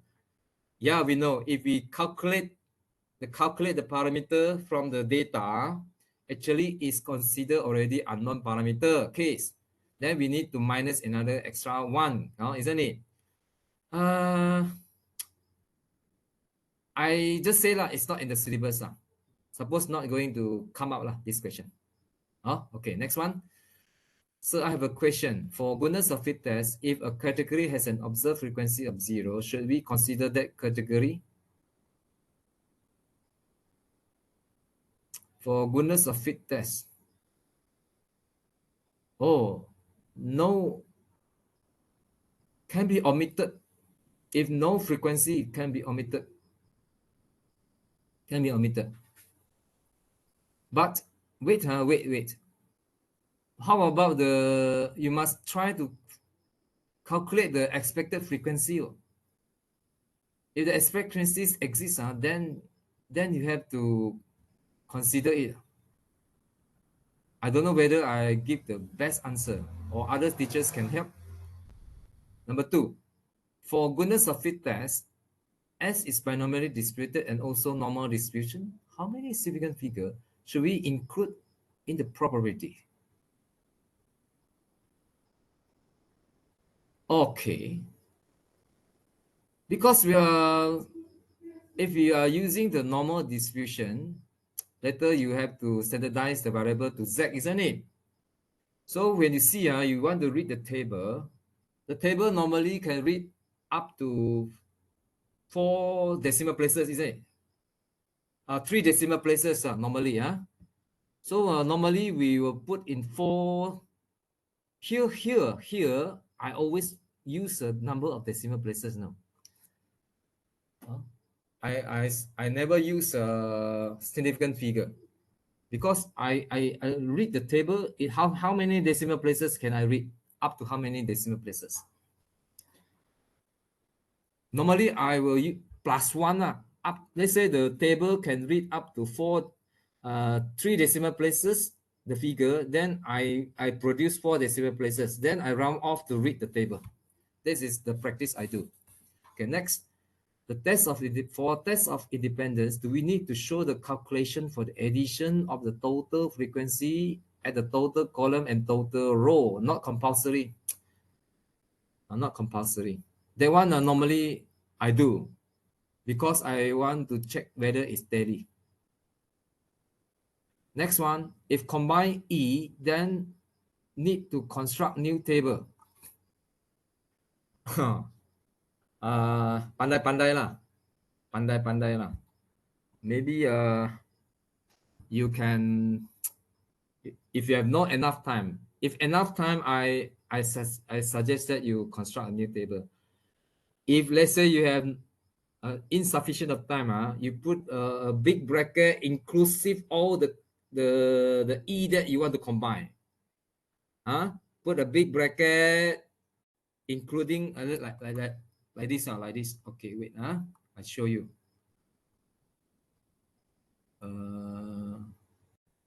Where got the combining? Okay, here. Let's say you don't have this column. You don't have this one. You don't have this column. I suggest that you put like this. 14.49. At least you indicate the combined E. Then here you indicate like this. They define. Okay. So this is the best thing to do if we are insufficient of time. Hopefully, or any suggestion? Maybe some teacher have any suggestion on this one. This is the time management because we don't have enough time already. We cannot construct a proper table now. Huh? This is what you mean, right? All right. Mr. Chu, for the calculation of chi-square value, is calculate one by one is good or just straight? What do you mean by calculate one by one? I don't understand. Sorry. All category must have observed frequency. One of the assumption of chi-square distribution. So this is opinion. All category must have observed frequency. One of the assumption of the chi-square distribution. I think you are right. Uh, one key. Thank you for your. Yeah, you are right. Just now you answered the question just now. If without the a class without frequency or zero, it just can be omitted, isn't it? One key. Cikgu key, Okay, then have to combine categories sebelah if concept is less than 5. Yeah, you have to combine. Find the appropriate class category to combine. Next, every time I calculate using calculator, must calculate halfway and the calculator cannot fill in the value anymore. This one I cannot help you. Pandai-pandai you use a calculator. So regarding the, what is this?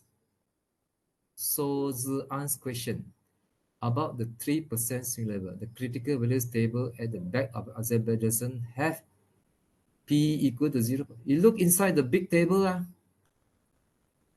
Look inside the big table. Look for K from the table. Someone park here, I believe. I don't know. Okay, thanks. That's all, I think. All right, already 11 o'clock.